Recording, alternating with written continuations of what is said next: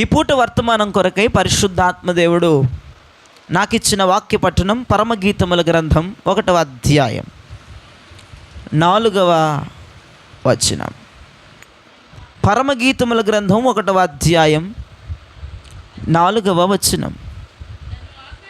సహోదరి mic on చేయము, ఆ తర్వాత చదువుము. అయ్యా కొంచెం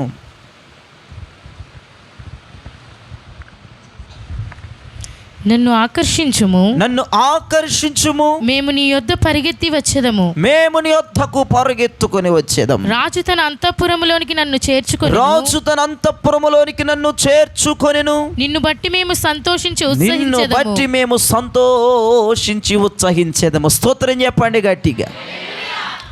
మనకు తెలిసిన విషయమే, ప్రతి శుద్ధీకరణకి పరమగీతములు టచ్ చేస్తాం. ఇక దీంట్లో దిగానంటే నన్ను ఎవడ ఆపలేడు. పరిశుద్ధాత్మ అంతగా కుమ్మరించబడుతుంది.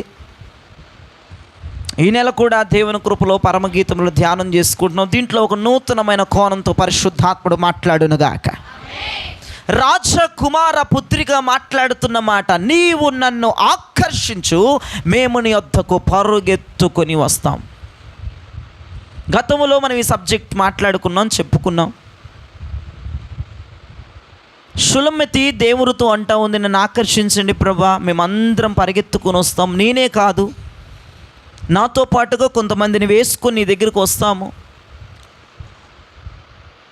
గతంలో చాలా మెసేజ్లు చెప్పాం, ఆకర్షించు ఆకర్షించని. లోక ఆకర్షణ మనకొద్దని, దేవుడే మనల్ని ఆకర్షించాలని, వాక్యమే ఆకర్షించాలని, పరిశుద్ధాత్మే ఆకర్షించాలని గతంలో బలమైన ప్రత్యక్షతల ద్వారా దేవుడు మాట్లాడాడు. ఇప్పుడు ఆ మాటను మనం టచ్ చేయం. కానీ మనకు కావాల్సింది, రాజు తన అంతఃపురములోనికి నన్ను చేర్చుకొనెను. స్తోత్రం, హల్లెలూయా. రాజకుమార పుత్రిక మాట్లాడుతున్న అద్భుతమైన మాట, రాజు మమ్మల్ని అంతఃపురములోకి చేర్చుకున్నాడు. ఈరోజు మెసేజ్ టైటిల్, అంతఃపురములో ఉన్న వారి మనస్సు. అంతఃపురములో దేవుని బిడ్డలు ఉన్నప్పుడు, అంతఃపురములో విశ్వాసులు ఉన్నప్పుడు, అంతఃపురములో ఆత్మీయ బిడ్డలు ఉన్నప్పుడు వారి మనస్సు ఎలా ఉండాలి? వాళ్ళ మనస్సు ఎలాంటి ధోరణి దాకా ఉండాలి? ఎలాంటి స్థాయిలో ఉండాలి? వాళ్ళ ఆలోచన వైఖరి ఎలా ఉండాలి? షులమ్మతి అన్నట్లుగా రాజు తన అంతఃపురములోనికి నన్ను చేర్చుకున్నాడు అన్నట్లుగా మనం కూడా ఆయన అంతఃపురంలోకి వచ్చేసాం. దేవునికి స్తోత్రం కలుగనగా. ఆయన అంతఃపురములోనే, ఆయన ఆలయములోనే, ఆయన పాదములు పెట్టుకున్న స్థలములోనే, ఆయన దిగువచ్చు స్థలములోనే, ఆయన బీదల మొరలను విను స్థలములోనే మనం ఉన్నాం. డౌట్ లేదు. అయ్యగారండి, షులమ్మతి అంతఃపురంలో ఉంది, మేము ఉన్నామంటారు. ఉన్నాం. దేవుని ఆలయమే ఒక అంతఃపురం, దేవుని మందిరమే ఒక అంతఃపురం, ఆయన ఆత్మ సంచరించు స్థలమే ఒక అంతఃపురం, ఆయన దిగవచ్చు స్థలమే ఒక అంతఃపురం, కన్నీటికి జవాబిచ్చు స్థలమే అంతఃపురం, ఆకలిని తీర్చే స్థలమే అంతఃపురం. అంతఃపురములకు వచ్చేసాం. అంతఃపురం అనగానే బైబిల్లో ఒక స్త్రీ మనకు గుర్తుకు రావాలి, ఒక దైవజనుడు గుర్తుకు రావాలి, ఎస్తేరు, మొర్దెకై.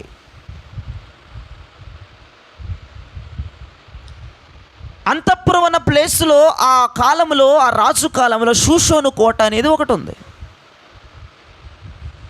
రాజుకు ఎవరు భార్య అవ్వబోతున్నారు, ఎవరు భార్య అవ్వబోతూ ఉన్నారు? రాజు కబురంపించాడు దేశవ్యాప్తాలుగా 127 సంస్థానాలకి రాజు వద్ద నుంచి, రాజు నగర్ నుంచి ఒక కబురు వెళ్ళింది. రాజుకు భార్యగా అపాయింట్ చేయబడేది ఎవరు? పెండ్లి కుమార్తెగా రాజు ప్రక్కన ఎవరు చేరతారు, ఒక భార్యగా ఎవరు చేరతారు అనేది ఒక సువార్త 127 సంస్థానాలకి రాజు జారీ చేశాడు. 127 సంస్థానాల్లో చెదరి ఉన్న యూదులందరూ కూడా, చెదరి ఉన్నటువంటి కన్యకలందరూ కూడా 127 సంస్థానాల నుంచి షూషోను కోటకు వచ్చారు. చాలా జాగ్రత్తగా వినండి సబ్జెక్టు. షూషోనికి కొన్ని వందల వేల కన్యకలు వచ్చారు. కన్యకలంటే పెండ్లి కానివారు. పేదవారు ఉన్నారు, ధనికులు ఉన్నారు, సగం సగం జీవితం లీడ్ చేసేవాళ్ళు ఉన్నారు, అరకొర జీవితాలు కలిగిన వారు ఉన్నారు. స్త్రీలలో అనేక రకముల బ్యాచ్ ఉందండి. మొత్తం అప్లికేషన్స్ పెట్టేశారు ఆ షూషోను కోటకి. మొత్తం వెళ్ళిపోయారు. అప్లికేషన్స్ పెట్టుకుని మొత్తం వెళ్ళిపోయారు. కొన్ని వందల వేల మంది అప్లికేషన్స్ పెట్టుకుని షూషోను కోటలోకి వెళ్ళారు. రాజు కింద ఉన్నటువంటి సేవ చేసేవారు ఆ భటులు అప్లికేషన్స్ని తీసుకొని ఆ స్త్రీలందరినీ ఎంతమంది అయితే అప్లికేషన్ పెట్టారో, ఎంతమందికి అయితే రాజు ప్రక్కన భార్య అవ్వాలని ఇంట్రెస్ట్ ఉందో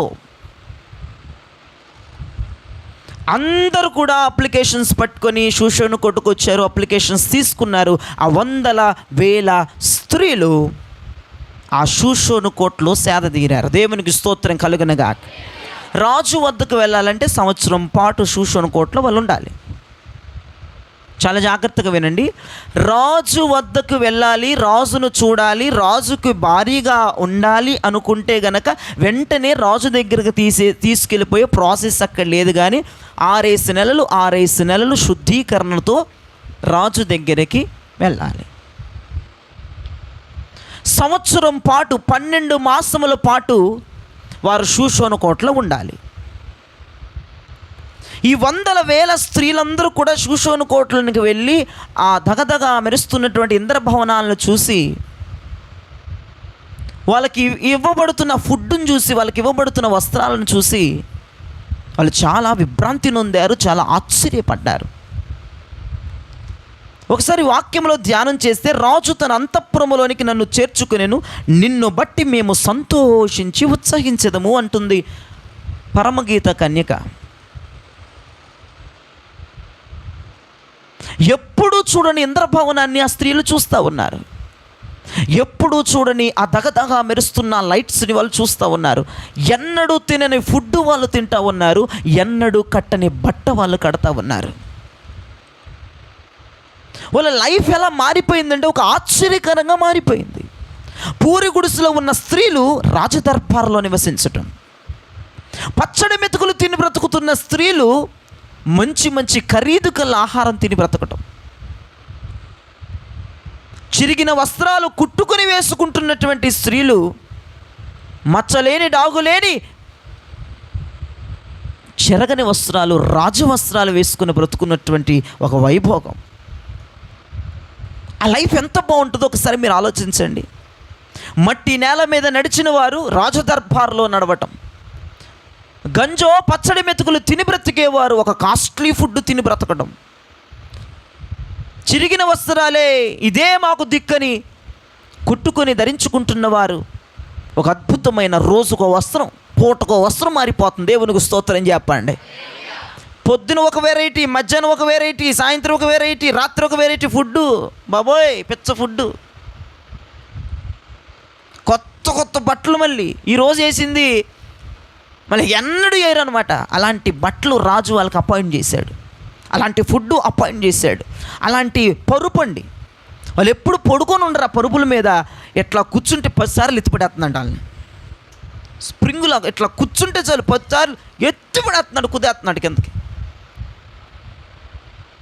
నేల మీద పడుకుంటున్నటువంటి ఆ స్త్రీలు ఒక్కసారి ఆ పరుపు మీద పడుకుంటే అది ఎంత స్వర్గంగా ఉంటుంది. ఆలోచించేయండి ఒకసారి. రాజ దర్బారులోనికి వెళ్ళినటువంటి ఆ కన్యకులు, అంతఃపురంలోకి వెళ్ళిన కన్యకుల యొక్క మనస్సు ఎలా ఉందో తెలుసండి? ఆనందం ఆనందం ఆనందం. దేవునికి స్తోత్రం కలుగునగా. సంతోషమే, పరవశించడమే, గంతులేయటమే. దేన్ని బట్టి? పరుపును బట్టి కాదు, ఫుడ్ను బట్టి కాదు, వస్త్రాలను బట్టి కాదు, రాజ దర్బారులోకి వెళ్ళామని కాదు, యేసును బట్టి. నిన్ను బట్టి మేము సంతోషించేదము. ఈ మాట ఉక్కిరి బిక్కిరి చేసేసింది ఒక దైవజనుడిని. నేల మీద పడుకునేవాళ్ళు పరుపు మీద పడుకుంటే సంతోషించలేదట.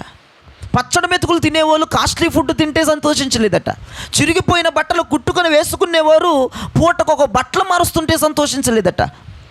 మట్టి నేల మీద నడుచుకుంటూ పోయేవాళ్ళు రాజదర్బార్లో నడుస్తూ ఉంటే సంతోషించలేదట. రాజును బట్టి సంతోషించారట. బాబోయ్, ఈ మాట నిజంగా నా హృదయ అంతరంగాన్ని పొడిచిపడేసింది అంతే. అంతఃపురములో ఉన్న వారి సంతోషమేది? తిండిని బట్టి సంతోషించారా? డబ్బును బట్టి సంతోషించారా? వాళ్ళ కాళ్ళ దగ్గరికి భటులు వస్తూ ఉంటే, పరిచారకులు వస్తారు ఉంటే వాళ్ళు ఆర్డర్ వస్తే రావాలి. షండులు ఉంటారు అక్కడ, షండులు, అపహంసకులు.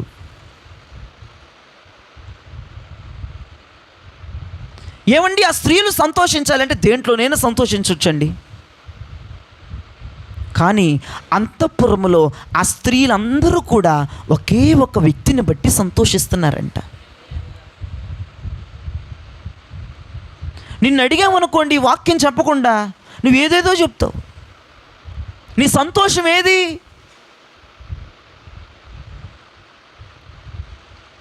వాళ్ళకి అపాయింట్ చేయబడినటువంటి సేవకులను బట్టి వాళ్ళు సంతోషించలేదు.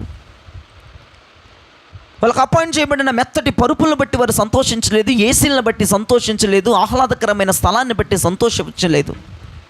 విలువకరమైన శక్తివంతమైన ఫుడ్ను బట్టి సంతోషించలేదు. అద్భుతమైన శక్తివంతమైన రాజదర్బారులు చూసి ఆనందించలేదు. ఒక మానవులముగా డబ్బులు మన చేతిలో ఉంటే సంతోషిస్తాం. ఒక మానవులుగా కొత్త బట్ట మన ఒంటి మీద ఉంచే ఒళ్ళంతా తిప్పుకుంటా నడుస్తూ ఉంటాం. మానవ నైజం అది. ఒక మానవులముగా ఇంట్లో తినవలసినటువంటి ఫుడ్డు రోడ్డు పక్కన తింటే, ఆ కాలువ పక్కన ఎంత ఆనందం ఎత్తదో కోడకి. మురుగుంట పక్కన తింటంటే ఎంత సంతోషం అది. ఆడిని చూసుకుంటా ఆ మురికి వాసన పీల్చుకుంటా తింటే అదొక ఆనందం. అటువంటి ఆనందాన్ని పొందవలసినటువంటి ఆ మనుషులు, వాళ్ళ మనుషులే, మన వంటి స్వభావం కలిగిన వారే. కానీ వాళ్ళకి ఇవ్వబడిన, వాళ్ళకి కాళ్ళ దగ్గరికి తేబడిన దేనిని బట్టి సంతోషించుకుంటూ ఒక అద్భుతమైన మాట ఉంది. నిన్ను బట్టి మేము సంతోషిస్తున్న. గట్టిగా చప్పట్లు కొట్టి ప్రభు నామాన్ని కనపరచండి. రాజదర్బారులో, అంతఃపురములో ఉన్నవారి మనస్సు ఎలా ఉండాలంటే దేవుని బట్టి సంతోషించాలి తప్ప నీకు ఇవ్వబడుతున్న స్వస్థతను బట్టి, ఇవ్వబడుతున్న డబ్బును బట్టి, ఇవ్వబడుతున్న ఆరోగ్యమును బట్టి, ఇవ్వబడుతున్నటువంటి ఇంక్రిమెంట్లను బట్టి సంతోషించకూడదు. అవి వాళ్ళు ఉంటే రేపు పోతాయి. అంతఃపురములో ఎంతోమంది స్వస్థత తీసుకుంటారు, ఎంతోమంది విడుదల పొందుతారు, ఎంతోమంది గృహాలు కొంటారు, ఎంతోమంది వివాహాలు ఆర్భాటంగా చేస్తారు. కానీ నువ్వు దేని విషయంలో సంతోషపడుతున్నావు? నీ సంతోషం ఏంటి? నీ మనస్సు దేనిని బట్టి సంతోషిస్తుంది? దేవుని మందిరానికి వచ్చి, ఆలయానికి వచ్చి, పరిశుద్ధాత్మ సంచరించు స్థలానికి వచ్చి, అంతఃపురానికి వచ్చి నీ మనసు దేవుని బట్టి సంతోషించకుండా ఇతర వాటిని బట్టి సంతోషిస్తే వందల వేల స్త్రీలు విడిచిపెట్టినట్లుగా విడిచిపెట్టబడతావు. నోట్ చేసుకో.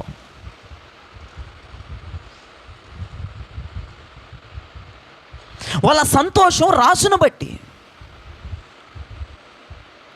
మేము అంతఃపురంలోకి వచ్చేసాం. చీకట్లో ఉన్న వారిని మా రాజు అంతఃపురములోనికి తెచ్చాడు. అంధకారములో ఉన్న వారిని వెలుగులోనికి తీసుకొని వచ్చాడు. పాపములో ఉన్న వారిని పరిశుద్ధపరిచాడు. మా సంతోషం ఇది. అరే బాబు, నువ్వు సంతోషించడానికి 100 రీజన్స్ అవసరమారా నీకు? చాలు. నువ్వు నవ్వాలంటే డబ్బు వచ్చేయాలా, నువ్వు నవ్వాలంటే స్వస్థత రావాలా, నేను నవ్వించడానికి యేసు ప్రభు తెప్పలు అవసరమా?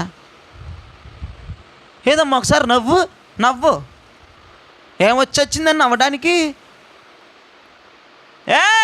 అంతఃపురములో 24 గంటలు 24/7 365 రోజులు ప్రతి క్షణం ప్రతి నిమిషం సంతోషం ఉండాలా. నీకు నిజంగా దేవుడు అంటే ఇష్టమైతే, దేవుడు అంటే ప్రేమ అయితే నువ్వు ఆయన్ని బట్టి సంతోషించాలిగా. ఈ రాత్రి దేవుడితో మాట్లాడుతున్నాడు. నీకు నిజంగా అంతఃపురంలో సంతోషం ఉందా? డబ్బు వచ్చినప్పుడు సంతోషిస్తున్నావా? ఆరోగ్యం వచ్చినప్పుడు సంతోషిస్తున్నావా? విడుదల వచ్చినప్పుడు సంతోషిస్తున్నావా? మేలు కలిగినప్పుడే సంతోషిస్తున్నావా? లేదంటే ఎవ్రీ టైం సంతోషిస్తున్నావా? నేను ఎవరిని చెయ్యెత్తమని చెప్పను. మీ గుండెల మీద ఒక మనస్సాక్షి ఉంటుంది. ఆ మనస్సాక్షిని అడగండి, చెప్తుంది. నీ సంతోషం దేంట్లో ఉంది? అంతఃపురములో చేర్చబడిన ఓ విశ్వాస బృందమా? మన రాజకుమార పుత్రిక చెప్పిన సాక్ష్యమేనా మనది? రాజు తన అంతఃపురములోనికి నన్ను చేర్చుకున్నాడు, మమ్మల్ని చేర్చుకున్నాడు, ఆయనను బట్టి మేము సంతోషిస్తున్నాం. అదేందిరా? అంతఃపురములో కలుగుతున్న మేలును బట్టి సంతోషము కాదట, అంతఃపురములో కలుగుతున్న స్వస్థతను బట్టి సంతోషం కాదట, అంతఃపురములో కలుగుతున్న ఘనతను బట్టి సంతోషము కాదట, అంతఃపురములో కలుగుతున్నటువంటి ఆశీర్వాదాలను బట్టి సంతోషము కాదట, కేవలము రాజును బట్టి ఏనట. బాబోయ్, ఒక పాట మనం పాడుతూ ఉంటాం, మీరు గమనించరు లేదు? ఆనందం ఆనందం ఆనందమే, నా జీవిత భాగ్యమే, సొంత పుత్రుడిగా మార్చినందుకు ఆనందమే. కుడి పార్శ్వమున చేర్చినందుకు ఆనందమే. ఆ మాటలో డబ్బు వచ్చినందుకు ఆనందము, ఆశీర్వాదాలు వచ్చినందుకు ఆనందం అన్న మొక్క లేదండి. భక్తుడు భలే రాశాడు, ప్రతిష్ఠత కలిగిన దైవజనుడు.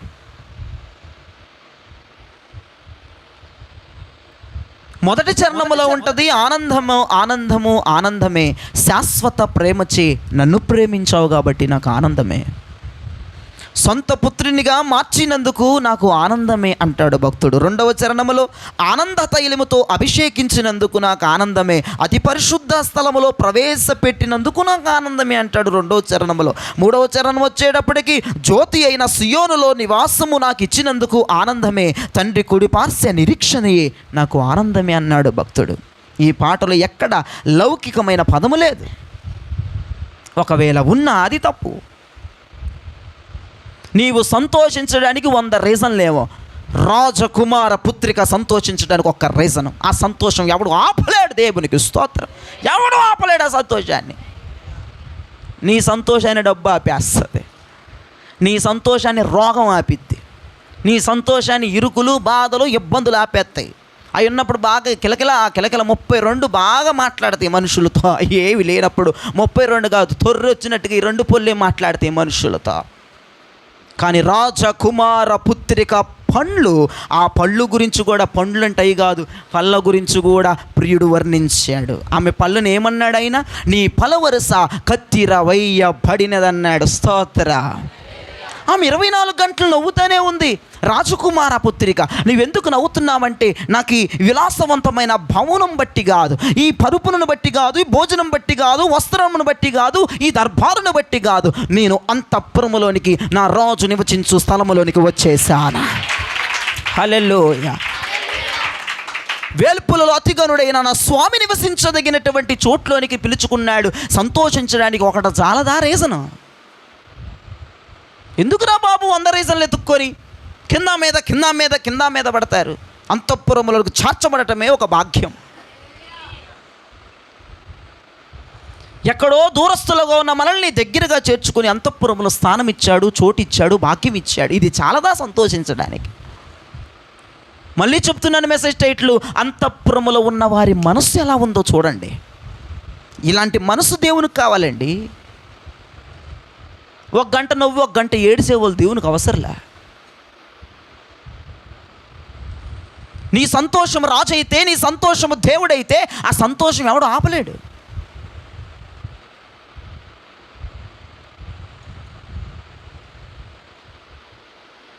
అయితే ఇంకో విషయం ఉంది రాజదర్బారులో.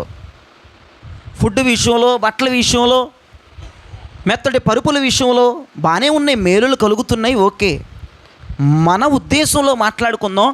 మేలులు కడిగితే ఎవరైనా సంతోషిస్తారు. ఇంకో విషయం చెప్పనా, ఎప్పుడైతే ఈ ఎస్తేరు అనబడేటువంటి వ్యక్తి, ఆ స్త్రీలు ఎప్పుడైతే షూషోను కోటలోకి ప్రవేశించారో, బంధాలు, బాంధుత్వాలు, విలువలకి షూషోను కోటకి సంబంధమే లేదు. ఎలాగో చెప్తాను వినండి. ఎస్తేరు యొక్క చిన్నతండ్రి గారు మొర్దెకాయ్. ఆమెను పెంచాడు, ఆమెను లాలించాడు, పాలించాడు, నడిపించాడు, పోషించాడు. తల్లిగా తండ్రిగా అతనే దిక్కై అన్నీ చూశాడు. కానీ షూషోను కోటలోనికి ఎస్తేరు రంగల్ని మొర్దెకాయ్ గుమ్మం దగ్గరే ఉన్నాడట, లోపలికి రానివ్వలేదట. మన సంఘం లౌకిక బంధాలకు వ్యతిరేకం కదా. దేవుని మందిరములోనికి వస్తే తెచ్చుకో, ఎవడైతే నీకు ఆటంకంగా ఉన్నాడో, వ్యతిరేకంగా ఉన్నాడో తెచ్చుకో, వదిలిపోయి బంధాలు బాంధిత్వాలు నాశనం అయిపోను కాకని చెప్పే బోధలు మనవే. అయినా ఎస్తేరు సంతోషిస్తుందట, ఎందుకంటే రాజును బట్టి. ఏంటయ్య గారు ఇక్కడికి వచ్చినాక ఫ్రెండ్స్తో కలవద్దంటాడు, బయటికి వెళ్ళొద్దంటాడు, పుట్టుకోటికి వెళ్ళి ఎప్పుడైందో మేము వెళ్ళిపో వాడు అప్తాడు నిన్ను. పుట్టుకోటికి వెళ్ళి ఎన్ని సంవత్సరాలు అయిపోయిందో, పాస్టర్ గారు పొద్దాలు పుట్టుకోటి అంటాడు. అదేంటిది, అది ఐస్ క్రీమ్ పేరు చెబుతాను, పోలోది అంటాడు. తింటాం కొంతమంది భక్తులు మాడేశాడంట, నేను చెప్పంగానే రక్తం వచ్చేసిందంట ఒక్కోడికి. కొంతమంది ఆపరు, తినొద్దంటలేదు, చెబుతున్నా. అత కచ్చాబిచ్చా లైఫ్లు, కచ్చాబిచ్చా వ్యవహారాలు షూషోను కోటలోనికి వచ్చినాక ఉండకూడదు. యేసుప్రభుకి ఇష్టం ఉండవు, యేసుప్రభుకి నచ్చవు. కొంతమంది బాధపడుతున్నారు. చర్చిలో ప్రభు చెప్పారు నాకు, ఒరేయ్ నీ చర్చికి వచ్చి వాళ్ళు వదులుకుని చాలా బాధపడుతున్నారు, దుఃఖిస్తూ ఉన్నారు. విలాసవంతమైన ఫ్రెండ్స్ని వదిలేసుకున్నారు మందిరానికి వచ్చినాక. పిన్ని బాగున్నావా అన్న పిలుపులకు దూరం అయిపోయారు. అక్కమ్మ ఎలా ఉన్నావన్న ఆదరణకు దూరం అయిపోయారు. సంఘం ఏకాకిగా మిగిలిపోయిందిరా, చాలా దుఃఖపడుతూ ఉన్నారు. ఆ సంఘమునికి వెళ్ళబెట్టి ఒక దెయ్యం ఏడుస్తూ ఉంది పోయిన సంవత్సరం. ఈ షూషోను కోట్లోనికి వచ్చినాక ఉద్యోగం పోయిందని, అది పనికిమాల ఉద్యోగం ప్రభు పీక అవతలేసాడు. దానికి నువ్వు బాధపడాల్సిన అవసరం ఏముంది? ఏమండి, షూషోను కోటకు వచ్చిన తర్వాత బంధాలు, బాంధుత్వాలు, కొన్ని విలువలు అవన్నీ మట్టం కలిసిపోతాయి, మట్టిలోకి వెళ్ళిపోతాయి. లోపలికి రానివ్వడు యేసు ప్రభు. ఒక విధంగా చెప్పాలంటే మనం ధన్యులం. స్తోత్రం, హల్లెలూయా. నాన్న అని పిలవడానికి లేదు, ఇస్తారు అక్కడ ఛాన్స్.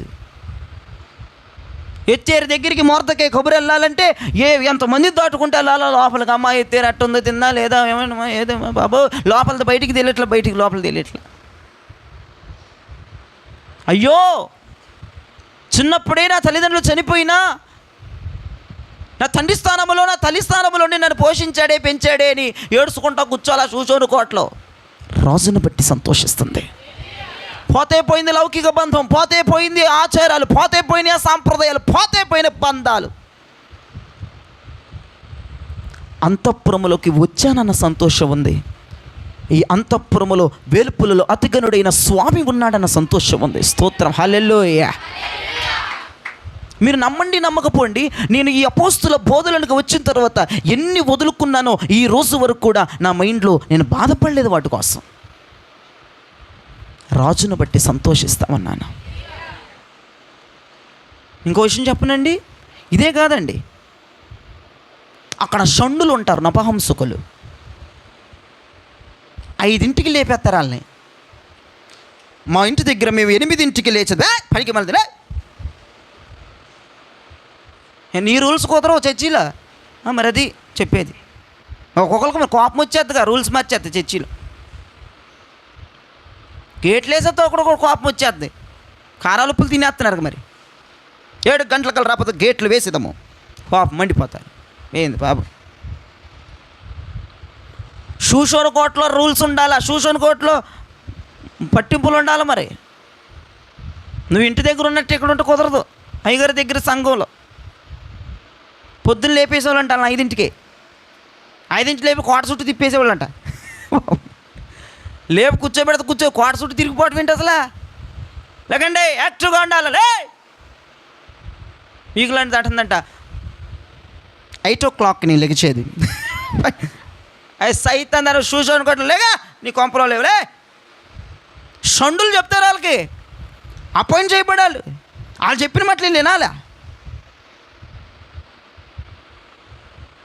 కీరాదోసగా కూర పెట్టేసాడు ఒక షండు.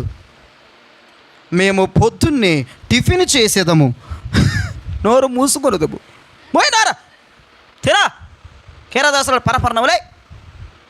కుదరదు. మరి రూల్స్ ఉంటాయి చర్చిలో. ఈ రూల్స్ కట్టుబడి ఉండాలా, చిరాకించుకోకూడదు. రోజును బట్టి సంతోషించాలి. ఏ మ్యాటర్ చెప్పిన ఇప్పుడు అయిపోయిందాక ఇదొక మాట వదలను నేను. మన సంతోషం రాజు. ట్రైన్ ఎక్కావు, ఎక్కడి నుండి? విజయవాడ నుండి వైజాగ్. సమోసాలు తినాలని ఉంది, ఫిక్స్ అయిపోయావు ఇంట్లో. ఖచ్చితంగా వైజాగ్ వెళ్ళి ఏ స్టాప్లో ఉన్నా సమోసా వాళ్ళవాడు రాడా? నేను తిన్నానున్నావు, వస్తాడు సమోసా అనుకుంటాను. 100 సార్లు వస్తాడు జనవన్న. సపోజ్ అనుకుందాం నీకు సమోసా ఏ స్టేషన్లో రాట్లా, దిగిపోతావా వైజాగ్ వెళ్ళకుండా? మన డెస్టినేషన్ వైజాగ్. సమోసా లేదని దిగిపోతే పోతావు పుట్టుక్కుని. నాకు ఈ ట్రైన్లో సమోసాలు నీ రత్నాచలి ఎక్కేదను, సింహాద్రికి పోయేదను. ఎక్కడ పోతావు నువ్వు? నీ డెస్టినేషన్ వైజాగ్. ఇది ఒక మాయిదారి తిండే. మాకు రూల్స్ వ్యతిరేకముగా ఉన్నాయి. మేము ఈ చర్చి మానేదము, పో పాతాళంలోకి. ఎంత కఠినంగా ఉన్నా, ఎంత ఇదిగా ఉన్నా, షండు ఏం చెప్తున్నా రాజుని బట్టి సంతోషించాలి అంతే. అంతఃపురంలోకి వచ్చానన్న సంతోషం, రాజుకు దగ్గర వచ్చానన్న సంతోషం, కొన్ని రోజులకి రాజును చూడబోతున్నానన్న సంతోషం, ఆయనకు భార్యగా మారబోతున్నానన్న నిరీక్షణ దైవ బిడ్డలో ఉండాలంతే. ఇక్కడ ఉన్న రూల్స్ని బట్టి బాధపడకూడదు, ఇక్కడ చెప్తున్న వర్తమానాలను బట్టి నొచ్చుకోకూడదు, బాధపడకూడదు. బంధాలు బాంధుత్వాలు చాలామంది దూరం అయిపోయారు ఈ వర్తమానాల ద్వారా, బాధపడకూడదు. ఇంకొకటి, ఇక్కడ కలుగుతున్న మేలులను బట్టి సంతోషించకూడదు, అలాగని రాజును బట్టి మాత్రమే. ఇక్కడ మేలులు కలుగుతున్నాయని సంతోషించి బాధలు కలుగుతున్నాయని బాధపడటం కాదు. 24 గంటలు అంతఃపురంలో ఒక్క సంతోషం ఉండాలి, అది రాజును బట్టి అంతే. ఒకటి, బంధాలు బాంధుత్వాలకు ఇస్తే దూరం అయిపోయింది.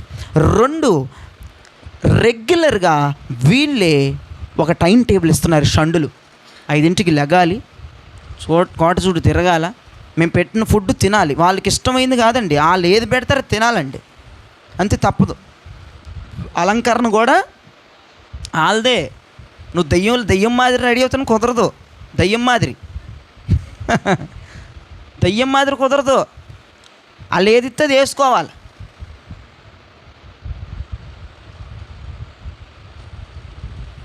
ఇక మిగతా విషయంలో పరిమళ తైలాలు, సుగంధ తైలాలతో ఎవ్రీ టైం శుద్ధీకరణ ఉంటుంది అక్కడ. దాహలయ్య గారు శుద్ధీకరణ ఉండాలా. రాజుని ఎదుర్కోవడానికి, రాజుకు ఒక భారీగా మారటానికి, పెండ్లి కుమార్తెగా ఉండటానికి, మధ్యాకాశములోనికి ఏతించడానికి శుద్ధీకరణ చాలా అవసరం. వాళ్ళని 30 తిప్పలు పెట్టేశారండి. వెళ్ళిన 2 రోజులు బాగున్నారేమో, హాయి పరుపు హాయి, ఆయి లేదు ఈ లేదు, మంచి ఫుడ్డు, మంచి ఏసీ, మంచి వాతావరణం. వీటిని బట్టి కాదు, వాటిని బట్టి వారు సంతోషించలేదు, ప్రభుని బట్టి సంతోషించారు. మిగతా మాట విషయంలో కనుక మనం చూస్తే జ్ఞాపకం చేసుకోండి, బంధాలు పోయినా బాంధుత్వాలు పోయినా ఆమె యేసునందు సంతోషించింది, రాజునందు సంతోషించింది. రూల్స్ క్రిటికల్గా ఉన్నా, రూల్స్ కొంచెం నొప్పించేటట్టున్నా, రూల్స్ మీ మనోభావాలకు దెబ్బ తిన్నట్టున్నా, మీ ఫీలింగ్స్ ఎవరికి కావాలి?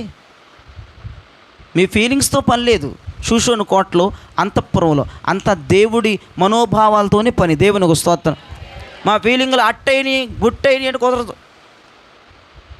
నీ ఫీలింగ్స్ ప్రకారం దైవజనుడు కదలడు, నీ ఫీలింగ్స్ ప్రకారం దైవజనుడు మూవడు, నీ ఫీలింగ్స్ ప్రకారం వ్యవహారం జరగదు. అంతా దేవుడు ఫీలింగ్స్. స్తోత్రం చెప్పండి గట్టిగా. ఆయన ఏది ఫీల్ అయితే మనం అది ఫీల్ అవ్వాలి, ఆయన ఏది చెప్తే మనం అది చెయ్యాలా.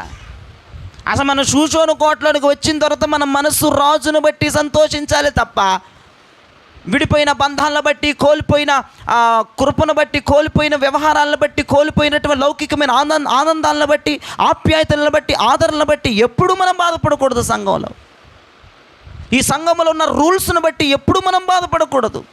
ఈ సంఘంలో చేయబడుతున్న శుద్ధీకరణ బట్టి ఎప్పుడు మనం బాధపడకూడదు, సంతోషించాలి. దేవునికి స్తోత్రం. ఎలాగైనా చీకట్లో ఉన్న వాళ్ళని వెలుగులోనికి తీసుకొచ్చాడు మహాదేవుడు. పరిశుద్ధాత్మ దేవుడు వెలుగులోకి తీసుకొచ్చి వదిలేశాడు, షూషోను కోటలకు తీసుకొచ్చి వదిలేశాడు, అంతఃపురంలోకి తీసుకొని వదిలేశాడు. అక్కడ రాజు సంచరిస్తున్నాడు, పరిశుద్ధాత్ముడు సంచరిస్తున్నాడు, దేవుడు సంచరిస్తూ ఉన్నాడు. 7 దీప స్తంభముల మధ్యలో సంచరించుచున్న యెహోవా ఈ సన్నిధిలో తిరుగుతూ ఉన్నాడు. కాబట్టి ఎంత కఠినమైన రూల్స్ అయిన తండ్రి, నిన్ను బట్టి ఆనందిస్తానయ్యా. నన్ను ఎవరు వదిలిపోయినా నిన్ను బట్టి ఆనందిస్తాను ప్రభువా. నన్ను అయ్యగారు తిడుతున్నా, గద్దిస్తున్నా, శుద్ధీకరణ అంటున్నా, నిన్ను బట్టి ఆనందిస్తాను ప్రభువా. నాకు ఈ అంతఃపురంలో కలుగుతున్న మేలులను బట్టి సంతోషించును, నిన్ను బట్టి నాయనా. నాకు అంతఃపురంలో నువ్వు ఇస్తున్న డబ్బును బట్టి సంతోషించును, నువ్వు ఇస్తున్న ఆహ్లాదాన్ని బట్టి సంతోషిస్తున్నాను, నువ్వు చేస్తున్న మేలును బట్టి సంతోషిస్తున్నాను, నువ్వు ఇస్తున్న ఆశీర్వాదాన్ని బట్టి సంతోషించును నాయనా. నిన్ను బట్టి మాత్రమే నేను సంతోషిస్తాను ప్రభువా. అర్థమవుతున్న ప్రభుకు స్తోత్రం చెప్పండి. ఒకే ఒక్క పాయింట్ ఈ రాత్రి, రాజుకు దగ్గర అవ్వబోతున్నామన్న సంతోషం, ఆయనను చూడబోతున్నామన్న సంతోషం, ఆయనకు భారీగా అవ్వబోతున్నామన్న సంతోషం. ఈ సంతోషం నువ్వు చచ్చిందాక నీలో ఉండాలి. ఇది కాకుండా ఏ సంతోషమైనా అది తాత్కాలికము, అది కొన్ని రోజులు, కొన్ని నెలలు మాత్రమే ఉంటుంది, అది పరలోకానికి తీసుకెళ్ళదు. ఈ సంతోషం మాత్రమే నిన్ను పరమునకు తీసుకువెళుతుంది, రాజు ఎదుట నిలబెడుతుంది, ఆయన భార్యగా తయారు చేస్తుంది, ఆయన ప్రక్కలోకి తీసుకెళ్ళి నిలబెడుతుంది. రాజును బట్టి సంతోషించెదము. నాకు ఈ మాట నిజంగా చాలా నచ్చింది, చాలా నచ్చింది, చాలా నచ్చింది. తాను తన అంతఃపురములోనికి మమ్మల్ని తీసుకెళ్లారు, ఆయనను బట్టి మేము సంతోషించి ఉత్సహించుదము. ఎన్నున్నాయి కళ్ళ ముందు, దేనిని బట్టి సంతోషించకూడదు? పిల్లలు ఫస్ట్ క్లాస్లో పాస్ అయ్యారు. ఒక్కొక్క నెల ఫస్ట్ తారీఖుకే సంతోషం, మొత్తం డబ్బులు ఉంటాయి 20,000. 2వ తారీఖు ఏడుపు. ఏంటనుకున్నారు మరి? 1వ తారీఖు వస్తే ఎగురుతావు, నీ విషయంలో ఉండదా సంతోషం? అదే అంటున్నాను. అటువంటి సంతోషాలు వద్దు, అటువంటి బాధలు మనకొద్దు. మనం ఎవ్రీ టైం హ్యాపీగా ఉండాలి. దేవునికి స్తోత్రం. ఎవరిని బట్టి హ్యాపీగా ఉంటాం ప్రతిసారి? మరి ఆయన బట్టే, ఇంకేమీ చెప్పలేము ఈ లోకంలో. షులమతి ఎంత సంతోషిస్తుందంటానండి అంతఃపురంలో. కేవలం రాజు దగ్గరకు వచ్చేసాం. 12 మాసాలు ఓపిక పడితే రాజు దగ్గరికి వెళ్తాం, ఆయన ముఖాన్ని చూస్తాం.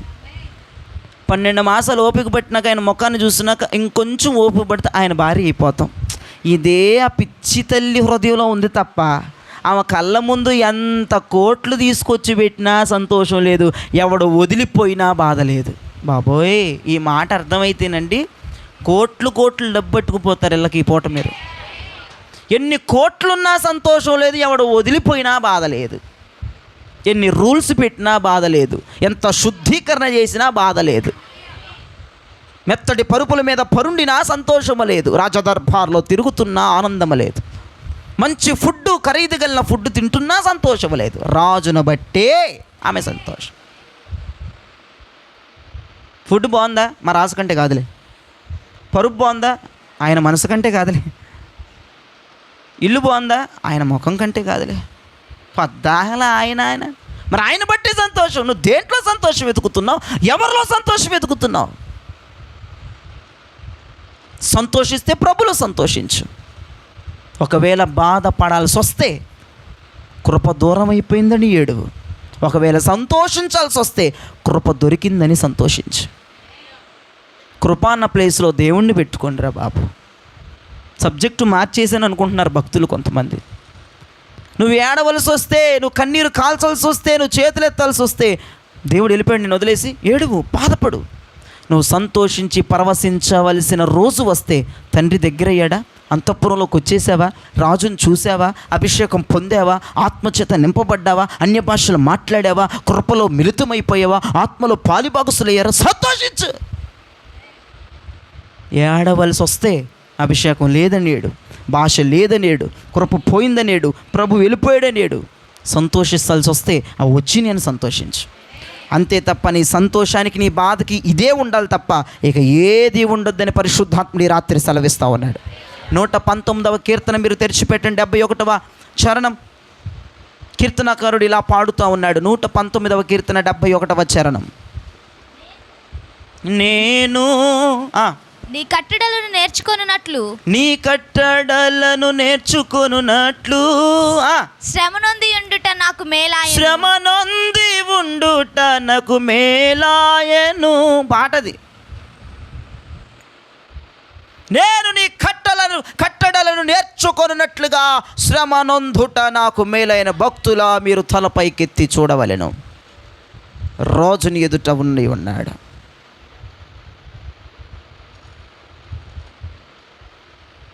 ఆ భక్తుడు అంటుంది విన్నారా? నేను యేసయ్య కట్టడలను అనుసరించున్నట్లుగా శ్రమ పొందుట మేలాయెను. ఏంటమ్మాయి సంతోషిస్తున్నావు? శ్రమ వచ్చింది, ఇన్ని ఎర్రగట్లు పడిండ్రు. ఏమని శ్రమ వస్తే ఎవడని సంతోషిస్తాడా? భక్తులు సంతోషించారు, మరి అడ్డం కూపేస్తున్నారు తల. ఏం నవ్వుతున్నారేంటి? శ్రమ వచ్చింది బ్రదర్.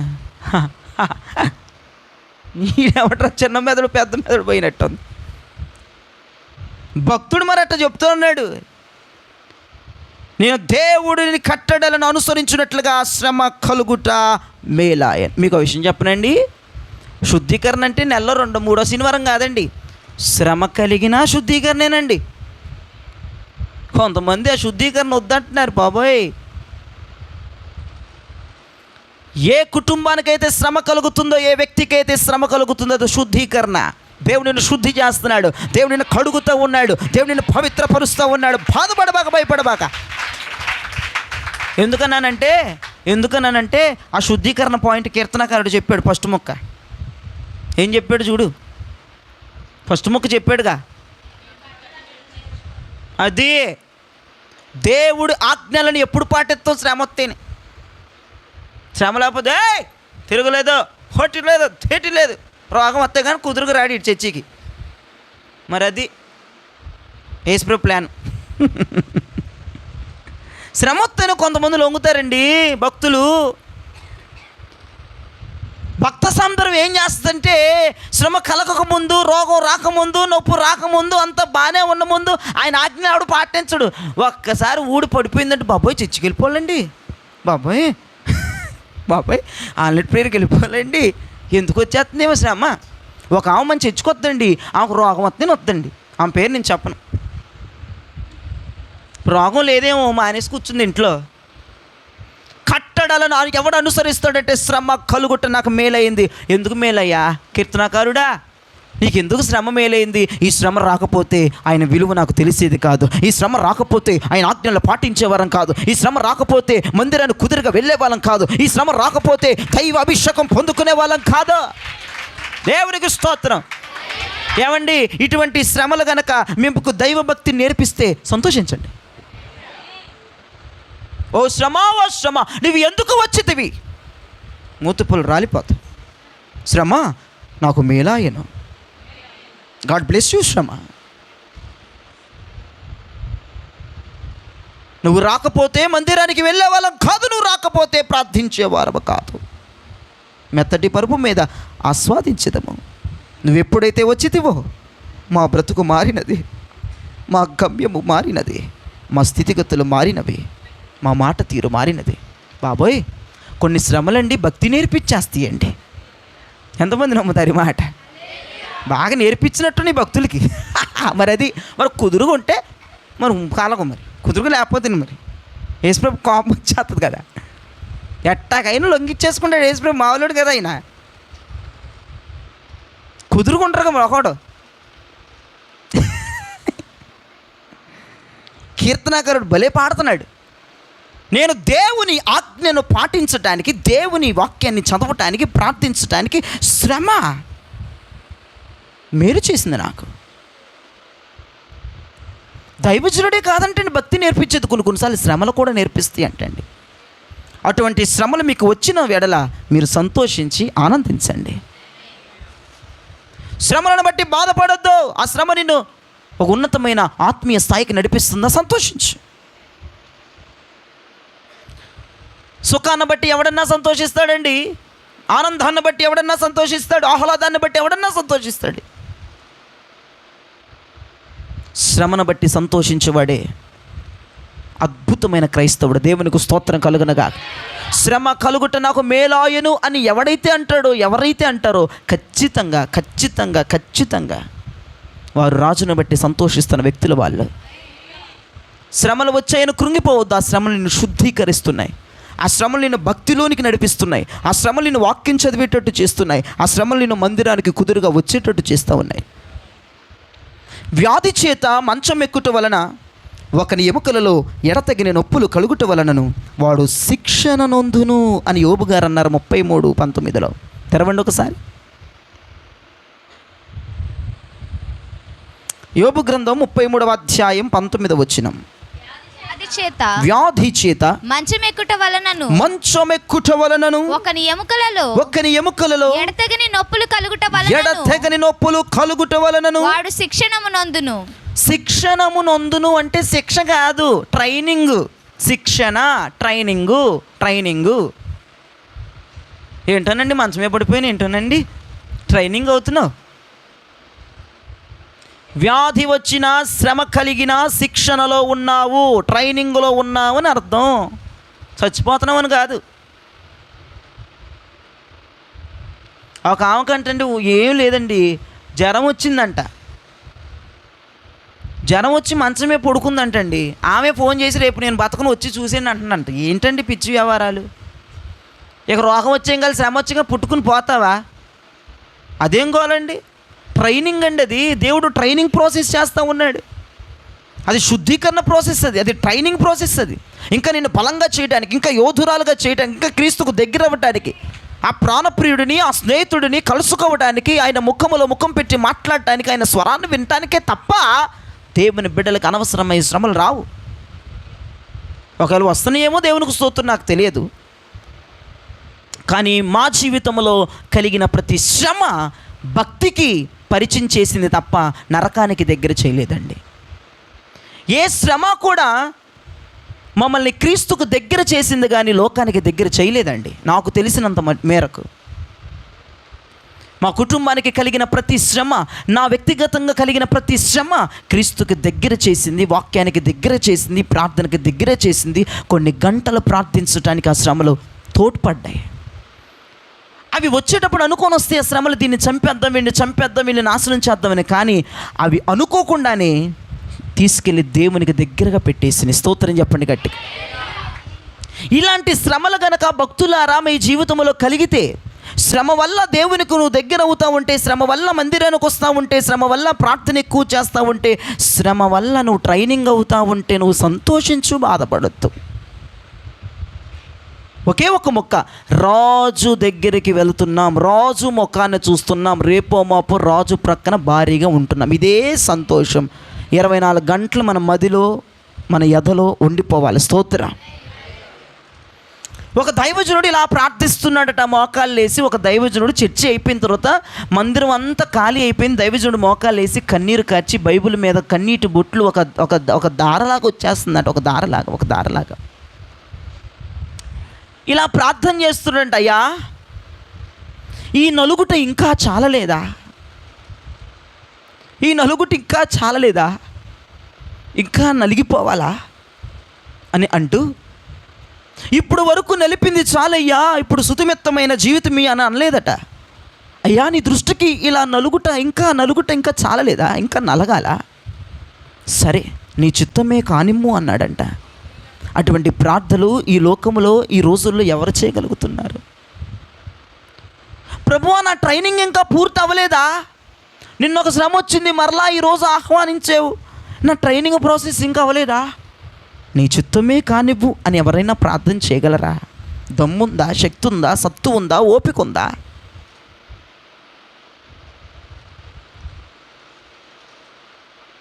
మన మీద పడిన ఏదో ఒక రోగానికి తట్టుకోలేని శరీరాలు, ఆ దైవజనుడు దుఃఖంతో ఏడుస్తా ప్రార్థన చేస్తున్నాడట. 4 రోజులు బట్టి నేను చేస్తున్న అంశము నెరవేర్చబడట్లేదు, నేను చేస్తున్న ప్రార్థన నెరవేర్చబడట్లేదు. 4 రోజులు బట్టి నలిపేస్తున్నావు, పురుగును నలిపినట్టు నలుపుతున్నావు. ఇంకా నలుగుట నీకు ఇష్టమా? నలిపేయి ప్రభువా, ట్రైనింగ్ ఇంకా పూర్తి అవ్వలేదు భక్తుడా అన్నాడట దేవుడు. కానిమ్ము అన్నాడట. శ్రమ దైవజనుడికి కలిగినప్పుడు ఆ దైవజనుడు ఎలాంటి ప్రార్థన చేశాడో ఒకసారి మీరు జ్ఞాపకం చేసుకోండి. ఎవరికైనా శ్రమ వస్తుంది, ఎవరికైనా బాధ కలుగుతుంది, ఎవరికైనా నొప్పి కలుగుతుంది, ఎవరికైనా రోగం వస్తుంది, ఎవరికైనా శాపం వస్తుంది, ఎవరికైనా దరిద్రం ఉంటున్నారంటే ట్రైనింగ్ ప్రాసెస్ అది. ఇంకా నీ పూర్తి ట్రైనింగు అవ్వలేదు. తీసేయ్, తొడి చేయి, నరికై కాదు, నీ చిత్తము కానిమ్మ. ఆ ప్రార్థన చేస్తే దేవుడికి ఎంత ఇష్టమో అన్నట్టు. దేవుని అలాంటి పలుకులు ఎప్పుడు పలుకుతావు నువ్వు? చిలక పలుకులయ్యి. అలాంటి పలుకులు రావాలి. పద్దాలు కాకే, ఆకలేసిన కావు కావు కావు కావు, కడుపు నిండిపోయినా కావు కావు కావు. ఇజ్రాయేల్ ప్రజలు గోలదే, తిండి లేకపోతే కాకులు, తిండి ఎక్కువైతే కాకులు. ఇలాంటి ప్రార్థన ఎవరైనా చేశారు ఇక్కడ ఉన్నోళ్ళు?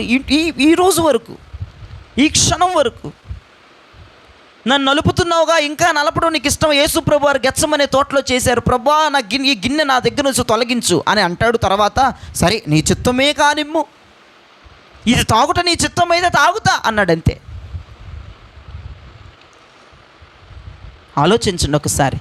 ఇక్కడున్న ప్రతి బిడ్డకి శ్రమ ఉంది, ప్రతి బిడ్డకి ఏదో తెలియని లోటు, శూన్యం ఉంది. ఎప్పుడైనా అలా ప్రార్థన చేసి చూసావా? తీసేయ్యా, తట్టుకోలేకపోతున్నానయ్యా, భరించలేకపోతున్నానయ్యా, తొలగించేయి, రుద్దయి, కడిగేయి, సోపు తెచ్చేయి, అగ్ని కాల్చేయి, సుత్తితో కొట్టేయి, ఆరాధనలో తెంచాయి, వాక్యంలో తుడిచాయి. ప్రభువా, ట్రైనింగ్ పూర్తవ్వకపోతే ఈ శ్రమ బ్రేక్ చేయొద్దు. నా ట్రైనింగ్ పూర్తవ్వాలి, నేను బలవంతంగా మారాలి, నేను శక్తివంతంగా మారాలి, నేను నీ కృప పొందుకునే వ్యక్తులుగా మారాలి. ఈ ట్రైనింగ్ ప్రాసెస్ పూర్తవ్వకపోతే నీ చిత్తమే కానివ్వు. ఏం చేద్దాం? ఎన్ని తల చిన్న ఈ పాట పాడుకోవటం ఈ రాత్రి ఏది అడిగినా మరి సేన్ అంటున్నావు కాబట్టి జరిగేది నీ చిత్తమే. ఓ పొలోల ప్రార్థనలు చేస్తున్నారు, ఒక్క ఈ మాట అంటే ఏమైపోద్ది రాత్రి? ఇంకా నలగట నీకు ఇష్టమా? నీ చిత్తములు ఇంకా నేను నలిగిపోవాలని ఉందా? నలిపే మరి, ఇక నీ ఇష్టం. ఏం చేస్తావు? చంపేసిన చిత్తమే. ఇలాంటి ప్రార్థన సంఘంలో చేసి చూస్తే యేసుప్రభు ఆగుతాడంటావా? నీ పిచ్చి కానీ ఇలాంటి ప్రార్థన చేస్తే ఎప్పుడో బతికి బట్టగట్టేవాళ్ళం. ఇట్లాంటి చిలక పలుకులు రావుగా మన వాళ్ళకి. మెంటలు తెప్పించేస్తాడు యేసుప్రభుని. యేసుప్రభుకు డ్యూటీలు వేస్తారంటే మీరు. ఇప్పుడు వచ్చాయి, ఇప్పుడే టైం చెబుతానుండు. కరెక్ట్గా 12 గంటలు రావాలి నువ్వు. వచ్చి ఫస్ట్ ఏం చేయాలని మా ఆయనతో మాట్లాడాలి. అడిగి పెద్ద ఎక్స్ట్రాలు చేస్తున్నాడు, అది మాట్లాడేసాయి నా గురించి. తర్వాత ఏం చేస్తావంటే మాడబొట్టి దగ్గరికి వెళ్ళు. నువ్వు ప్రభుకు డ్యూటీలు వేసేస్తే ఆయన నీ దగ్గర పనోడా? ఆయనకు డ్యూటీలు వేసేస్తావా నువ్వు ఆయన కూర్చుంటావా కొంపలో? మరి వాళ్ళు వచ్చి అరుస్తున్నారు, సమాధానం చెప్పు. నువ్వు డ్యూటీ వేసేస్తావు ఆయనకి. మరి ఇప్పుడు బయటికి వెళ్తున్నా, కంచే నువ్వు డ్యూటీలు చెప్పటం, ఆయన చెయ్యటం, నీ ప్రార్థన, నీ సోకు మండిపోయి మాడిపోవును గాక. ఏందమ్మా నువ్వు రాసుకోరా బాబా, రాసుకోరా నాయన. ఎవడు పనాడు చేసుకోండి అమ్మ బాబోయ్. యేసుప్రభు డ్యూటీలు వేయటమేంటి? నా ప్రార్థనలో నేను ఎక్కువ ఘనమైనటువంటి వ్యక్తిగా ఎంచబట్టానికి కాదు కానండి, ఎప్పుడు ప్రభుని ఒకటంట, ఏం చేయాలో చేసేయి. నా వల్ల కాదు, చేసేయి. చూస్తూ ఉంటా, చేసేయి అంట. నేను ఎప్పుడు ఇంతే, చేసేయి. నువ్వేం చేస్తావు? చేసేయి. మరి ఇప్పుడు అగ్నిలో దూకుతున్నా, నువ్వేం చేస్తావు? చేయి. జలములో పడి వెళ్తున్నా, నువ్వేం చేస్తావు? చేయి. మరి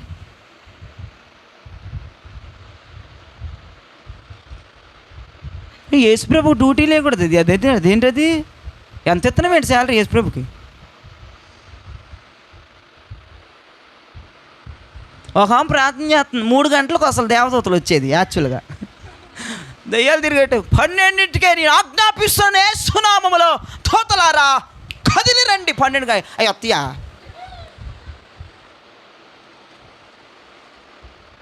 పన్నెండు గంటలకంట ఏం కోసం దూతలు వచ్చేసి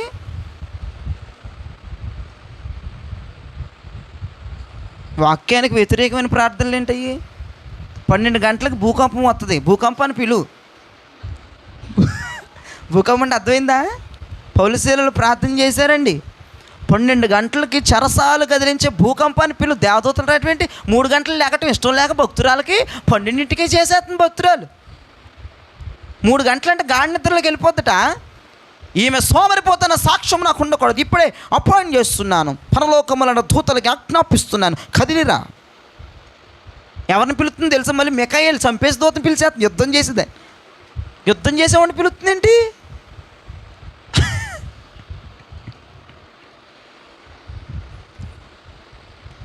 రామార్పడిలో కావండి నాకు చెప్పింది, అయ్యగారండి దేవదూతలు 3 గంటలకు వస్తాయని యేసుప్రభు చెప్పాడు, కానీ 12ంటికి వచ్చినాయి.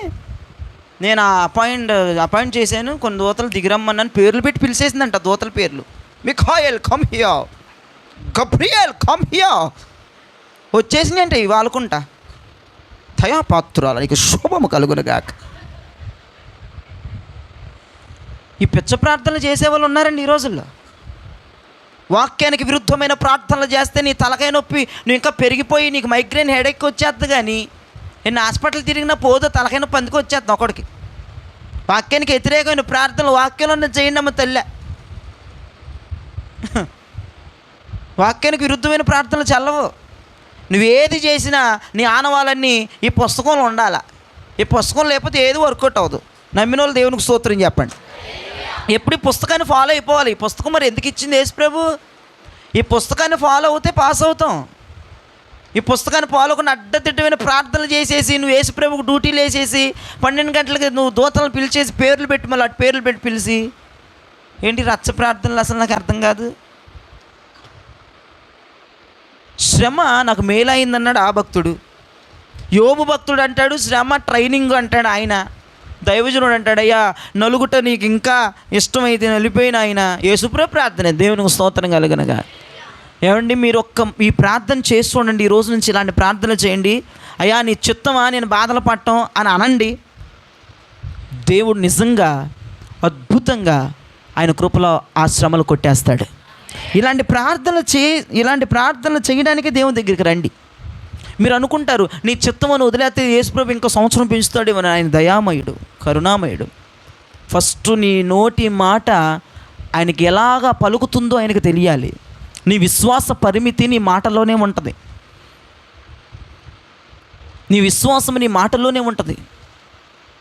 ఆ దాసుడు వచ్చి అంటాడయ్యా ఆ పనివాడయ్యా రోగస్తుడు ఉన్నాడు, నీ మాట సెలవివ్వు అన్నాడు. చూడండి మన మాటను బట్టి దేవుడు కార్యాలు చేస్తాడు మన జీవితంలో. ఈ రోజు నుంచి ఇలా ప్రార్థన చేయి. అయ్యా నేను ఈ బాధపడటం నీ చిత్తమైతే, నేను ఇలా శ్రమ పడటం నీ చిత్తమైతే, నేను ఇలా ఏడవటం నీ చిత్తమైతే, ఇలా నలిగిపోవటం నీ చిత్తమైతే, ఓకే పర్లేదు నలిపాయి. తర్వాత నుంచి నలగవు. దేవునికి స్తోత్రం కలుగునుగాక. హాయిగా ఉంటుంది ప్రాణానికి. స్తోత్రం చెప్పండి గట్టిగా. దేవుడు ఒక మాట అన్నాడు, విరిగి నలిగిన మనస్సును దేవుడు ఆలక్ష్యము చేయడు. ఎవరు నలిగిపోతున్నారో, ఎవరు వేసారిపోతున్నారో, శ్రమల చేత ఎవరు పట్టి పీడించబడుతూ ఉన్నారో, అయ్యా నన్ను ఇంకా నలిపి నాకు ఇంకా ఈ ట్రైనింగ్ పూర్తవ్వకపోతే అయ్యా ఇంకా నాయనా నీ ట్రైనింగ్ ప్రాసెస్లో మమ్మల్ని ఉంచండి అని ఎవరైతే ఈ రోజు నుంచి ప్రార్థనలు చేయబోతూ ఉన్నారో, ఎవరైతే శ్రమలు కలిగితే సంతోషిస్తున్నారో, ఆనందిస్తున్నారో, ఆర్పాటిస్తున్నారో, నలిగిన హృదయాలను ఆలక్ష్యం చేయకుండా వారి మధ్యకు దిగి వచ్చి వారిని ఆదరించి కనికరించి బలపరిచే దేవుడు. హల్లెలూయా. మొదటి మాట, శ్రమ దేవుని ఆజ్ఞలను అనుసరించేలాగా చేస్తుందట. అనేకమైనటువంటి బాధ, కష్టము, ఏడుపు నా జీవితంలో యేసయ్య ఆజ్ఞలను పాటించేటట్లు చేసినాయి. యేసయ్య మార్గాన్ని చూపిస్తాయండి కొన్ని శ్రమలు ఆయన బైబుల్ పాటించేటట్టు చేస్తాయండి. కొన్ని శ్రమలండి మార్గాన్ని విడుదల చేస్తాయండి. ఇగో ఈ మార్గంలోనికి వెళ్ళు, ఇది సత్యమైన మార్గం, తగిలితే కానీ తెలవదంటారు చూసారండి సామెత. అదండి. ఆ గోతులో దిగితే కానీ తెలియదు నొప్పి అంటారు చూసారా, అదండి. ఖచ్చితంగా ఇటువంటి శ్రమలు ఇక్కడ కూర్చున్న వారికి ఎవరికైనా వస్తాయా, ఆ శ్రమను బట్టి నిజంగా నేను భక్తి ఎక్కువ చేస్తున్నాను, ఆ శ్రమను బట్టి నేను దేవుని మార్గంలో నడుస్తున్నాను అంటే కనుక సంతోషించు. బాధపడాల్సిన అవసరం లేదు. దేవునికి స్తోత్రం చెప్పండి గట్టి. సంతోషించు. 40వ కీర్తన 17వ చరణం.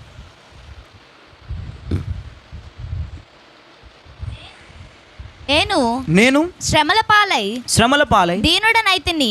అబ్బా, నేను శ్రమల పాలై దీనుడనైతిని. భక్తులారా మీ ముఖములను ఎత్తి నా వైపు చూడుడి. శ్రమలో భక్తుణ్ణి ఏం చేసినాయి అంట? దీనుడుగా చేసినాయి అంట. బాబోయ్ కంచులండి ఒకళ్ళు ఫస్ట్ శ్రమరంగం. బాబోయ్ ఎందుకండి సైలెంట్ అయిపోయిన భక్తులు ఉన్నారు నా ఎదురు.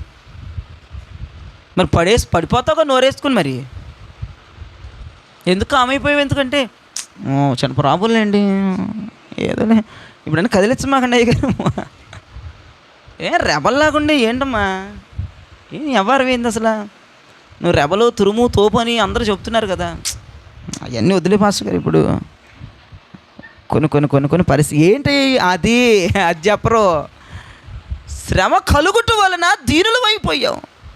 భక్తులారా, శ్రమ నిన్ను దీనత్వంలోకి నడిపించిందా? గైగై అరిసేదానివి పురుగులాగా మారిపోయావంటే గట్టి శ్రమే వచ్చినట్టుంది. ఇప్పుడు ఎవరిని నడిస్తే భయం వేసిపోతుంది. ఆడేం చేశారు చూసారండి? శ్రమలు ఎంత దీనత్వాన్ని తెస్తున్నాయో భక్తుల్లో.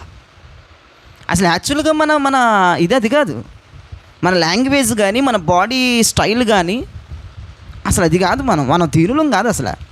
ఏదో గట్టిది వచ్చేది పడిపోయింది మరి మీద, అది మాట్లాడేవట్లా పై వేసిపోతుంది ఒక్కోడికి. అందుకే మేము దీనులమైతమే. ఆ శ్రమ రాకపోతే కంచరగాడిదిలాగా పడిపోయేదాన్ని. బాబోయ్ కైని ఎవడు మాట్లాడలేడు ఒకటితో తెలుసండి.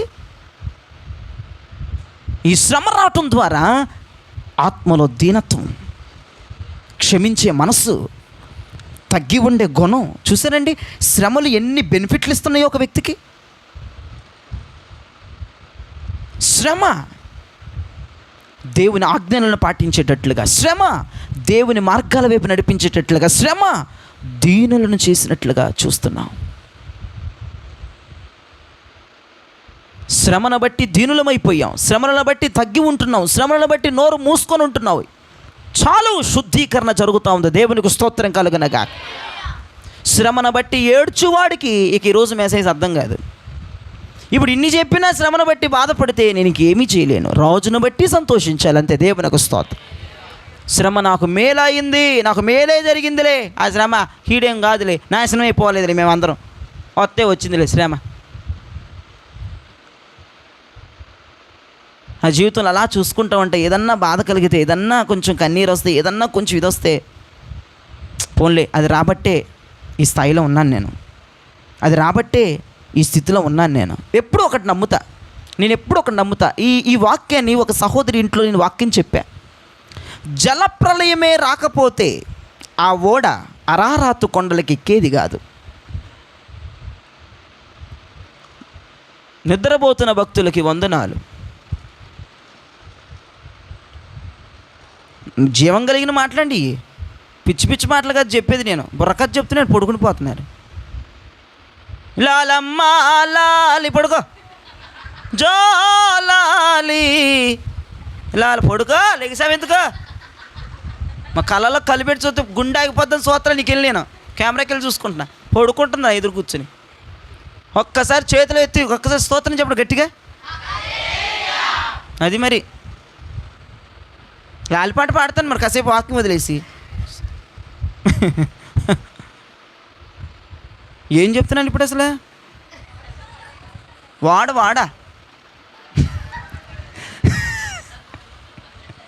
అంత పెద్దవాడ అరారాతు కొండల మీదకి ఎట్టెక్కింది. ఏమండి కొన్ని వందల మంది పుష్ చేసిన అంత ఎత్తిన ఎవడే నీకు అసలు వాడిని కొండ మీదకి ఎవడ ఎక్కిస్తాడండి? బలిదానిలాగా ఉన్నావు నువ్వు. నీరు రాకపోతే, శ్రమ రాకపోతే, ఇబ్బంది రాకపోతే, మీరు గమ్మత్తైన విషయం చూడండి. ఆ జలప్రలయం వచ్చంటే నీరు పెరిగే కొద్దీ వాడ పైకి లెగుస్తుందట. వాడ పైకి లెగిచి నిలిచి నడిచి రారాతు కొండల మీదకి జలప్రలయం తోసికెళ్ళిపోయేది. స్తోత్రం. మూర్ఖత్వ శ్రమ వద్దంటావు. శ్రమ నాకు మేలైన సాక్ష్యం ఉండాలి కదా బతుకులో. సాక్ష్యం చెప్పు. తర్వాత ఒక శ్రమ ద్వారా నేను దీవించబడ్డానయ్య గారు. వాక్యం నెరవేర్చబడాలి ఈ రోజుల్లో. ఆ శ్రమ ద్వారా నాకు దీనత్వం వచ్చేసింది. ఆ శ్రమల ద్వారా ఆత్మలో దీనులం అయిపోయాం. ఆ శ్రమల ద్వారా దేవుని మార్గాలు పట్టుకున్నాం. ఆ శ్రమల ద్వారా ఇప్పుడు వాక్యాన్ని చదువుతున్నాను. ఆ శ్రమల ద్వారానే నేను మోకరించుచున్నాను. ఆ శ్రమల ద్వారానే ఎక్కువగా దేవునితో గడపగలుగుతున్నాను. సాక్ష్యం రావాలా రేపటి నుంచి? అది లేకపోతే నా లైఫ్ ఎక్కడ బ్రదర్? నా లైఫ్ ఎక్కడ సిస్టర్?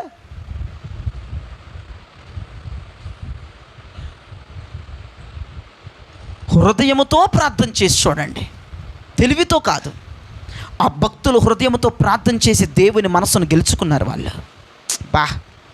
ఈడేవడ్రా ట్రైనింగ్ పూర్తవకపోతే ఇంకా ట్రైనింగ్ పెట్టంటాడు. యోబు గారేనండి గుర్తు. ఏదో ఆయన పేరు చెప్పేసుకోవడం కాదు, వచ్చినాక ఉండాలా యోబు భక్తి. యోబు గారండి అంత ఇదిలో కూడా ఒక పిల్లలు చచ్చిపోయి బాగున్నాడండి. మరి నీదండి ఏమి లేదు. కెస్తేరాక సాక్ష్యం చెప్పింది, నాకు కళ్ళు చెదిరిపోయినాయి. ఒక బిడ్డ పోయింది, ఆయనకు 10 మంది పోయారు అంతే. బుర్ర చెడిపోయింది నాకు అసలు. అంతే ఒక్క మాటకి బుర్ర చెడిపోయి ఈరోజే వచ్చింది నాకు. ద్వారపుడిలో కూడా చెప్పి చచ్చిపోయిన సాక్ష్యం అక్కడ చెప్పి, బాబాయ్ మా చర్చిలో కావండి ఒక పిల్లడేగా పాస్టర్ గారు చచ్చిపోయింది, ఆయనకు 10 మంది, ఆయన బాధ ఇంకెంత ఉందో అంది. బాబోయ్ అది ఉద్రేకంగా చెప్పలేదేమా, నిజంగా చెప్పింది మాట. రేపు బుధవారం ఆమె ఇంటికి వెళ్తున్నాం, భక్తురాలింటి. నిజమండి. ఎవడైనా సాక్ష్యాలు చెప్తారండి ఇక్కడికి వచ్చి? నాకు భయం వేసిపోయింది, పిల్లవాడు చచ్చిపోతే సాక్ష్యం అంటదేంటి, ఏం చెప్పిద్దానని మైకు పుచ్చుకొని మంచి సాక్ష్యం చెప్పేసింది. పోయింది ఒకడు, ఆయనకి 10 మంది. ఏంటంటే ఇప్పుడు ఆయన ఇంకెంత బాధపడాలి? 10 మంది పోతే యెహోవా ఇచ్చిన యెహోవా తీసుకుని ఎవడైనా చెప్తాడు అసలు? ఏదో వినటానికి బాగుంటుంది కానీ సోద్యం మన జీవితంలో జరిగితే ఆయన యోబు కాబట్టి ఉన్నాడండి. యోబు కాబట్టి కాదండి, ఆయన మనిషేనండి. మరి అప్పుడు వాక్యం చెప్పాం కదండి, అప్పుడు బాగానే ఉందండి. మరి అది నా దాకా వస్తే కానీ తెలియదండి. ఒకటి గుర్తుపెట్టుకోండి, శుద్ధీకరణ శ్రమ మనం శుద్ధి చేసేస్తుందండి. శ్రమ రావాలని కోరుకోమంట్లా, శ్రమ వస్తే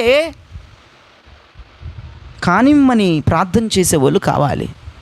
కానీ ప్రభువా, ఎన్ని రోజులు ఉంచుతావో, ఎన్ని వారాలు ఉంచుతావో, ఎన్ని నెలలు ఉంచుతావో నీ ఇష్టం. నువ్వు ఎంత ఏడ్చినా నువ్వేం చెయ్యవు కదా, నీ టయానికి అవుతుంది కదా అది. కానీ అంటమేక కానీ అని తిని పడుకోవడం కాదు, ప్రార్థన చేసుకోవాలా. శ్రమలో ధైర్యం, శ్రమలో ఓర్పు. ఒక్క తూలిం ఒక్క మాట అనకూడదయ్యా. యేసుప్రభువా నిన్ను అనకూడదు, దైవజనుని అనకూడదు, సంఘాన్ని అనకూడదయ్యా. భక్తి నేర్పించు. అగ్నిలోకి వచ్చేసాం, నన్ను అగ్నిలో చంపేస్తే నీ చిత్తమే, కాపాడినా నీ చిత్తమే. భయంకరమైన శోధనలో అడిగి పెట్టేశాం, మరి ఏం చేస్తావో నీ ఇష్టమయ్యా. నన్ను ట్రైనింగ్ చేస్తున్నావు, నీకు స్తోత్రాలు. శ్రమ కలిగితే భక్తి పెరగాలి, భక్తి పెరిగిపోవాలి. కొంతమంది ఉంటారు, ఆడికి ఎన్ని దెబ్బలు తగిలినా పొగర తగ్గదు, అసలు పొగర తగ్గదండి. కొంతమందికి ఎన్ని శ్రమలు రాని, కొంతమంది గ్రహించుకోరు. చాలామంది విశ్వాసం నా దగ్గర అన్నాడు, అసలు దానికి ఎన్ని అయినాయి ఏందయ్యా అది అసలు శంకర జాతి. ఒక ఆమె అంటుంది ముసలవు నాది, అది శంకర జాతి అదేంటో, ఎన్ని దేవుడు ఎన్ని పెట్టిన దానికి ఏంటో దాన్ని చంపేయాలి కదా దేవుడు చివరిగా. కొంతమందికి ఎన్ని శ్రమలు రానివుగాక ప్రార్థన చేయరు, ఎన్ని శ్రమలు రాని చర్చికి రారు, ఎన్ని శ్రమలు రాని వాక్యం చదవరు, ఎన్ని శ్రమలు రాని శుద్ధీకరణకు రాని, ఎన్ని శ్రమలు రాని క్రమాలు పాటించరు. ఏదో రావాలి కాబట్టి, మనుషం కాబట్టి వస్తున్నాయి అయ్యగారు అన్నట్టు బతుకుతారు అంతే. మరి ఎందుకు వచ్చింది అయ్యా శ్రమ? ఒక్కసారి కూర్చొని ఆలోచించు 2 నిమిషాలు. ప్రార్థనలో లేకపోవటం వల్లే కదా, భక్తి తగ్గిపోవటం వల్లే, సమర్పణ లేదు, ప్రతిష్టత లేదు, తగ్గిపోతున్నా, పడిపోతున్నా, అందుకే శ్రమల మీదకి వచ్చేస్తున్నాయి. కుటుంబ ప్రార్థన లేకపోవటం ద్వారా, సమాధానం లేకపోవటం ద్వారా, ఐక్యత లేకపోవటం ద్వారా, పరిశుద్ధాత్మ లేకపోవటం ద్వారా, దేవుని కార్యాలు కుటుంబంలో లేకపోవటం ద్వారా కదా శ్రమలు. శ్రమలు కూడా నేను చంపేసి, పీకనొక్కే చంపేసేవి, దిండేసి చంపేసేవి నిన్ను. దేవునికి దగ్గర చేయటానికి ఆ శ్రమలు వస్తూ ఉంటాయి. ఆయన మార్గములు తేటపరచడానికి ఆ శ్రమలు వస్తాయి. ఇంకొంచెంసేపు ప్రార్థన చేసుకోవడానికి, ఇంకా మోకరించడానికి, చేతులు ఎత్తడానికి, దైవజనుడికి దగ్గర అవ్వడానికి, దైవజనుడితో మాట్లాడటానికి, దేవునితో ముఖాముఖి అనుభవం కలిగి ఉండటానికి శ్రమలు వస్తాయి తప్ప, సంఘమ ఎప్పుడు కూడా మీ మనస్సులో కూడా అనుకోవద్దు ఈ శ్రమ నన్ను ఖచ్చితంగా చంపేస్తుంది అన్న ముక్క ఎప్పుడు మన మనసులోకి రాకూడదు. అలాంటి పరిస్థితి వస్తే కీర్తనాకారుడు శ్రమ నాకు మేలాయను అన్న మాట మాట్లాడు. శ్రమ నన్ను దీనత్వములోకి దింపింది అని అనడు. యోబు గారు నాకు రోగం వచ్చి మంచం మీద పడ్డాను, ఇది ట్రైనింగ్ పీరియడ్ అంటున్నాడు ఆయన. బాబోయ్, ఈ భక్తులందరూ ఏందిరే బాబు, వాళ్ళు మనుషులే తీయాలా? మనుషులే. వార్తలు చూశానండి, ఒకడు ఇంతలా ఉన్నాడు. నిజమండి,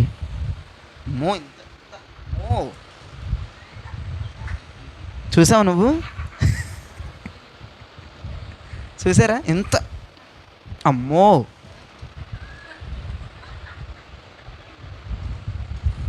అమ్మని చంపేసి, తమ్ముడు చంపేసి పోలీసులకు ఫోన్ చేశాడంట ఆడు. చూసా, అయ్యి చూస్తారు. మరి వాక్యం చదవవు నువ్వు, సైతం వాక్యం చదవ. ఎంతలా ఉన్నాడండి. మళ్ళీ చెప్తున్నా, తల్లిని చంపేశాడు, తమ్ముడు చంపేసి పోలీసులకు ఫోన్ చేసి, మా అమ్మని మా తమ్ముడు చంపేసాను, ఏ పోలీస్ స్టేషన్ రమ్మంటాడు, పోలీసులకు ఫోన్ చేసి అడుగుతున్నాడు అంటాడు. పోలీస్ స్టేషన్ అడ్రస్ చెప్పండి, ఎక్కడ లొంగిపోతావు, ఎక్కడ లొంగిపోమంటారని అడుగుతున్నాడంట. ఆడు కంగారు పడిపోయి పోలీసుడు గాబరా కాబట్టి పడిపోయాడు, ఇంటి అడ్రస్ ఎక్కడ చంపేశారని. మొత్తం 2-3 సిబ్బందులు వచ్చేసారు, పోలీస్ డిపార్ట్మెంట్ అంతా వచ్చేసి ఆడు కూర్చొని ఏదిరంటే, సార్ వాళ్ళు దెయ్యాలి సార్ అంటాడట. వాళ్ళు దెయ్యాలి సార్ నా మనసులో మాటలని చెప్పేస్తున్నారు సార్, అందుకే చంపేశారు అన్నాడట. వాళ్ళు దెయ్యాలు కాబట్టి సార్ మా అమ్మని పొడుతుంటే కట్టు దిగట్లేదు. బాబోయ్, ఏంటండి అది? వాళ్ళ అమ్మనంటే మీద కూర్చొని పొట్టలో పొడుతూ ఉంటే దిగట్లేదంట. దెయ్యాలు కాబట్టి దిగట్లేదు సార్. నీ మనిషిని సార్, మనిషిని ఆడు బెదిరిపోయాడు. ఆడిని అక్కడ పొడి చేస్తాడు, పోలీసు దూరం కూడా ఈడ తీసేస్తున్నాడు. నేను చెబుతున్నాను, ఎందుకు చెప్తున్నానంటే బైబిల్లో ఉన్న భక్తులు దెయ్యాలు కాదు, మనుషులేనండి. మరి అదండి, మనం మనుషులమేనండి. నువ్వు ఒక్కదేమైనా మనిషిలాగా యోబు దెయ్యంలాగా చూస్తారు కొంతమందిని. అది యోబండి, ఆ మనిషేనండి ఆయన.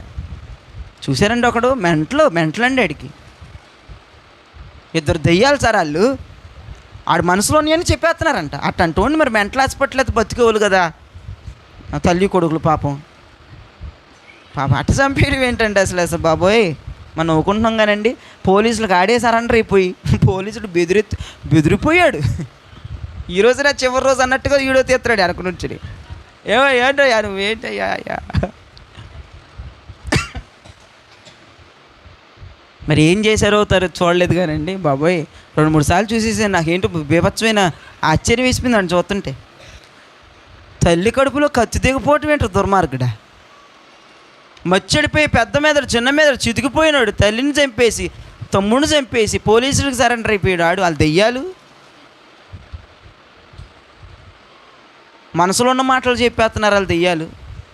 మనుషులైతే అటు చెప్తారు. అందుకే యోబు గారు దయ్యము కాదు మనిషి అని చెప్తున్నాను. కీర్తనాకారుడు దయ్యము కాదు మనిషి అని చెప్తున్నాను. మీకు తెగ ఫీలింగ్గా మేము మనుషులమని. వాళ్ళు మనుషులే. వాళ్ళకి రక్త మాంసములు ఉన్నాయి, మనకి రక్త మాంసములు ఉన్నాయి. వాళ్ళకి శ్రమ వచ్చింది, వాళ్ళు మేలు పొందారు, వాళ్ళు సంతోషించారు. శ్రమను బట్టి మనకి వస్తున్నాయి, మనం సంతోషిద్దాం అని చెప్పడానికి ఆ భక్తుడు స్టోరీ తీసుకొచ్చాడు. అంతే, అంతకు మించి లేదు.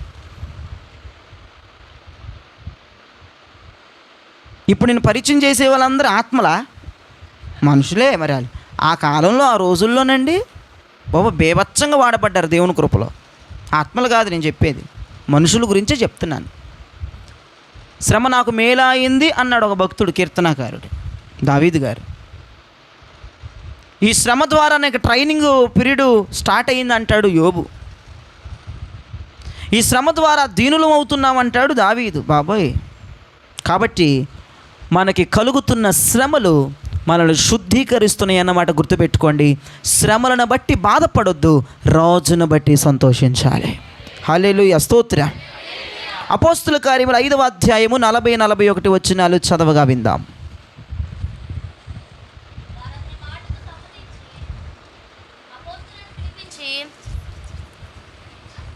కొట్టించిన యేసునామమును బట్టి బోధింపకూడదు. వారు అతని మాటకు సమ్మతించి అపోస్తలులను పిలిపించి కొట్టించిన యేసునామమును బట్టి బోధింపకూడదని ఆజ్ఞాపించి వారిని విడుదల చేసిరి. ఆ నామము కొరకు అవమానము పొందుటకు పాత్రులని ఎంచబడినందున వారు సంతోషించుచు మహాసభ ఎదుట నుండి వెళ్ళిపోయి. చాలే, నాకెళ్ళి చూడండి. అపోస్తులు సువార్త చేస్తున్నారండి యేసునామములో. అరే యోహాన్ని పేతురుని వీళ్ళని రమ్మని పిలిచాడండి అధికారి. శుభ్రం కొట్టేశారండి మెత్తగా. అంటావా ముసై నోరు పూసి యేసునామములు చెప్తావు సాబా పట్ట పట్ట పట్ట పట్ట బాధపడేసేసి వాళ్ళని పంపించారంట. ఇంకొకసారి యేసునామములు చెప్తే చంపేస్తానని బెదిరించేసి కొట్టేసి బాగా పంపిస్తే, యేసునామమును బట్టే నాకు ఈ శ్రమలు వచ్చినాయి. ప్రార్థన కొంతమంది అంటున్నారండి, ప్రార్థన చేస్తే ఎక్కువ శ్రమలు వచ్చేస్తున్నాయి పాస్టర్ గారు, ఎందుకు తక్కువ చేస్తున్నాను అంటున్నారు. పిసుకలక్క నువ్వు కాదు అంటున్నారని నీకు చెప్తున్నాను. కొంతమంది ఉన్నారు అట్టంటోళ్ళు, ప్రార్థనలు చేస్తే శ్రమలు వచ్చేస్తున్నాయి ప్రార్థనలు మానేసే భక్తులు. అంటే వీళ్ళు చూడండి, వీళ్ళు ప్రకటిస్తుంటే సువార్త చెప్తుంటే వీళ్ళని తంతున్నారు, సువార్త చెప్తుంటే వీళ్ళని గాయపరుస్తున్నారు, బెదిరింపులు వస్తున్నాయి. బాబోయ్ ఈ సువార్త వల్లే మాకు ఈ శ్రమ, ఈ సువార్త వల్లే మాకు ఈ కష్టం, ఈ ప్రార్థన వల్లే మాకు ఈ నష్టం అని వాళ్ళు మానేశారా? ఇంకో విషయం చెప్పనా, ఏడ్చుకుంటా రాలేదట, సంతోషిస్తా బయటకు వచ్చారంట. కొట్టండి గట్టిగా చప్పట్లు. సంతోషిస్తా వచ్చారంట బయట. ఎంత గొప్ప సాక్ష్యం అండి. ఆనందిస్తా బయటకు వచ్చారట. అయ్యో పేతురు ఇంకోసారి నన్ను పిలువబాకు సువార్త నేను రాను, ఒళ్ళంతా పులిసిపోయింది అనలేదంట. రేపు ఏ ఏరియా వెళ్దాం, ఏ ప్రాంతం వెళ్ళి సువార్త చెప్దాం. దేవునికి స్తోత్రం కలుగునగాక. మరి కింద వచ్చిన వాళ్ళు చదివితే ప్రతిరోజు దేవాలయంలో వాళ్ళ వర్తమానాలు చెప్తూ ఉన్నారు. ఏ నామమును బట్టి వాళ్ళు శిక్షించబడ్డారో, ఏ నామమును బట్టి వారికి శాపం వచ్చిందో, ఏ నామమును బట్టి వారు కొట్టబడ్డారు, అదే నామాన్ని తర్వాత రోజు నుంచి కంటిన్యూ చేసేసారంతే యేసు నామంలో. హల్లెలూయా. చూసారండి ఎంత సంతోషించారో అపోస్తలులు శ్రమల్లో. అందుకే ప్రతిష్ఠిత కలిగిన దైవజనుడు ఈ మాట పెట్టాడు, నీ శ్రమలలో పాలొందుట నాకు దర్శనమయ్యా, నాకు మేలయ్యా, నా ఆత్మీయ జీవితం అయ్యా.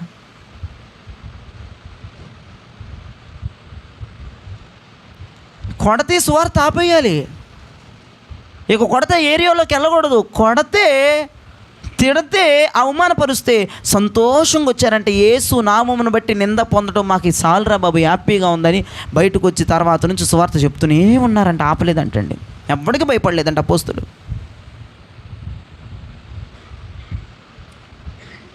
శ్రమలు వస్తున్నాయి ఎందుకంటే శుద్ధీకరించడానికి, శ్రమలు వస్తున్నాయి ఎందుకంటే దేవుని ఆజ్ఞలను పాటించడానికి, శ్రమలు వస్తున్నాయి ఎందుకంటే దేవుని మార్గాలు మనకు చూపించడానికి, శ్రమలు వస్తున్నాయి ఎందుకంటే మనల్ని దీనులను చేయడానికి, శ్రమలు ఎందుకంటే మనకు ఒక ఘనమైన స్థానము, ఘనమైన స్థితి రావటానికి. ఒకే ఒకటండి, ఎప్పుడు కూడా మనకు అపాయింట్ చేయబడిన శ్రమను బట్టి ఏడవకూడదు, రాజును బట్టి సంతోషించాలి.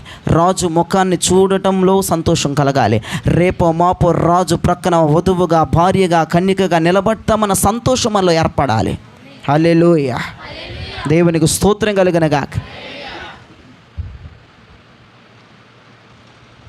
ఒక మాట నేను చెప్పనివ్వండి, ఎవరైతే మీ శ్రమల్లో మీరు సంతోషిస్తారో మనకి కిరీటం ఉంటుంది. ఎంతమందికి తెలుసు అది? దేవుడు కిరీటం పెడతాడు మనకి, రానులం కదా మనం. కొంతమంది తెలియదట్టింది, చెప్తున్నా వినండి. యేసుప్రభు వారు రేపు వరుడుగా రాబోతున్నప్పుడు మనం మధ్యాకాశానికి తీసుకెళ్ళినప్పుడు మన తల మీద ఒక కిరీటం పెడతాడు. బోసి కిరీటం పెడితే ఏమైనా బాగుంటుందా? ఆ కిరీటం లోపల ఏముండాలా? వజ్రాలు ఉండాలి. అవి కొన్ని వందల్లో ఉంటాయి, కొన్ని వేలల్లో ఉంటాయి, చిన్న చిన్న స్టోన్స్, వజ్రాలు, చాలా ఖరీదు కలవి. అవి ఆ కిరీటానికి ఒక్కొక్కటి పేర్చుకుంటూ అమర్చుకుంటూ వస్తాడు. ఆ వజ్రం నీ కిరీటానికి ఒక్కొక్కటి ఆయన పేర్చాలంటే నువ్వు శ్రమలో సంతోషించాలి. వచ్చిన శ్రమలో ఎలా సంతోషిస్తే ఒక వజ్రం. ఇప్పుడు రోగం వచ్చింది అనుకో, దేవుణ్ణి స్తుతించుడి ఎలా అప్పుడు అన్నాం అనుకో, ఒక వజ్రం పెడతాడు ఆ కిరీటానికి. అప్పులోని అనుకో, జయం జయం జయం జయం యేసులో నాకు అన్నాం అనుకో, ఇంకో వజ్రం. బోస్ కిరీటం పెడితే ఏం బాగుంటుంది నీకు? ఇంకా హలో తప్పుకో అంటారు అక్కడ భక్తులు. కిరీటానికి వజ్రాలు ఉంటే అందం. స్తోత్రం చెప్పండి. ఆ వజ్రాలు ఉండాలంటే నువ్వు సంతోషించాలి. నువ్వు రాత్రి ఎంత అయ్యో చెమ్మ పడిన కుదరదు ఈ పాటలు పాడుకుంటూ కూర్చుంటే. ఒంటరినయ్యాను నన్ను కరుణించేసయ్యా, ఈ కుదరవు. ఇక ఇజ్రాయేలు యొక్క గొంతులో రాజు యొక్క ధ్వని వినపడుతుందట. బిలాము ప్రవక్త ప్రవచిస్తాడు ఇజ్రాయేలు ప్రజలను చూసి, రాజు జయధ్వని వారిలో ఉన్నదంటాడు. అయ్యగారండి మీరు మాకు చెప్తున్నారు కానీ మీకు ఏమన్నా వస్తే సంతోషిస్తానా? Full happy. ఎప్పుడైనా ఏడ్చైనా మీ దగ్గర నేను శోకసందారు పెట్టేసానా? బకెట్లో ఏమైనా నిండిపోయినాయా? అమ్మో విశ్వాసి అని ఎప్పుడైనా అన్నానా? హింగులాగా ఉంటావు అంతే, లోపల ఎన్నో అంటే బయటకు అట్ట చక్కగా కనపడతాం.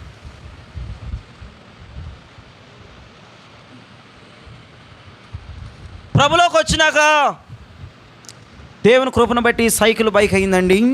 ఈ పనికిమాల సాక్ష్యాలతో తగలాడుతుంది క్రైస్తవం ఈ రోజుల్లో. యేసులోకి వచ్చినాక ఎక్కువ శ్రమలు వస్తాయి. నిజమైన సబ్జెక్ట్ అది. అవునన్న స్తోత్రం చెప్పండి. మన చర్చిలోకి వచ్చినాక ఇంకా పెరిగిపోతున్నాయి. దేవునికి స్తోత్రం. మరి అది సబ్జెక్టు, అది భక్తులు చెప్పరు కదా, అలా చెప్తే ఎవడు రాడుగా చర్చికి. మరి అది ఏదో కవర్ చేసుకుంటూ పోతాం. యేసులోకి రాకముందండి ఒక మూటేనండి, యేసులోకి వచ్చినాక మరి నీ భారము ఏదో చెప్తామండి మేము. దేవా స్తోత్రం నాయన, కాడి తొలగిపోవునుగా. కానీ యేసుప్రభు ఏమన్నాడు? సిలువనబాయ్. మరి అది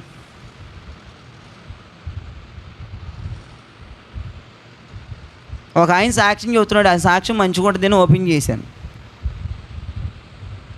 ఇయర్ ఫోన్స్ పెట్టుకున్నాను మళ్ళీ. ఆయన చెప్తుంటే విన్నా నేను, సైకిల్ బైక్ అయిందండి, బైకు కారు అయిందండి, పూరుకొంపలో బతికే ఉన్న 6 ప్లాట్లు కొన్న దరిద్రం సాక్ష్యమా? యేసు ప్రభు నన్ను దర్శించాడండి, నా పాపం పోయిందండి, నన్ను కడిగాడండి, మందసం దగ్గర చోటిచ్చాడండి, పరిశుద్ధాత్మతో నింపాడండి, అన్య భాషలు కూడా ఇచ్చాడండి, పోయిన వెండి నాన్నది. అది సాక్ష్యం. సైకిల్ బైక్ అయిందండి, వాడలు మిద్దులేనియండి, బిద్దులు ప్రభు వచ్చిందాక అట్టాక సాగు నీ సాక్ష్యం. ఏదన్నా పొందుకున్నాం ఆత్మీయ జీవితంలో. ఈ పూటకు వచ్చి మన చర్చలో ఎదువరకు చెప్పారు కానీ నాకు అది వచ్చింది ఇది వచ్చింది ఎవడు చెప్పట్లా చాచాలి. ఇప్పుడు రోజు మోచంచండి, మోచంచి తగ్గిపోయినాయి, ట్యాబ్లెట్ వేసేసి తగ్గిపోయినాయి అంటది. అదేం సత్యం అది?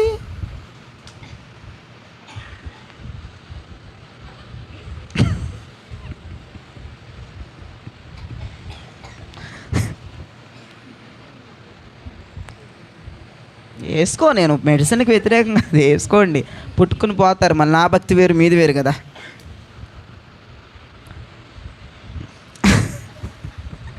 అంటే ఎవరు సమర్పణ వాళ్ళండి, అందరు నాకులాగా ఉండాలంటే ఉండలేరు. అది మరి చెప్తున్నా. కొంతమంది వేసుకొని పుట్టుకుని పోతారు, అయ్యగారు వద్దన్నారు, నా మీదకి వస్తారు మీ జనం. అమ్మ వద్దబ్బా, నీ భక్తి తక్కువ, వేసుకో. ద నేమ్ ఆఫ్ జీసస్ మెడిసిన్లో శక్తి దిగురు కాక. ఆల్రెడీ పవర్ఫుల్ మెడిసిన్ అది ఇచ్చింది డాక్టర్, ఇంకేం చేతి దిగాలి మింగే.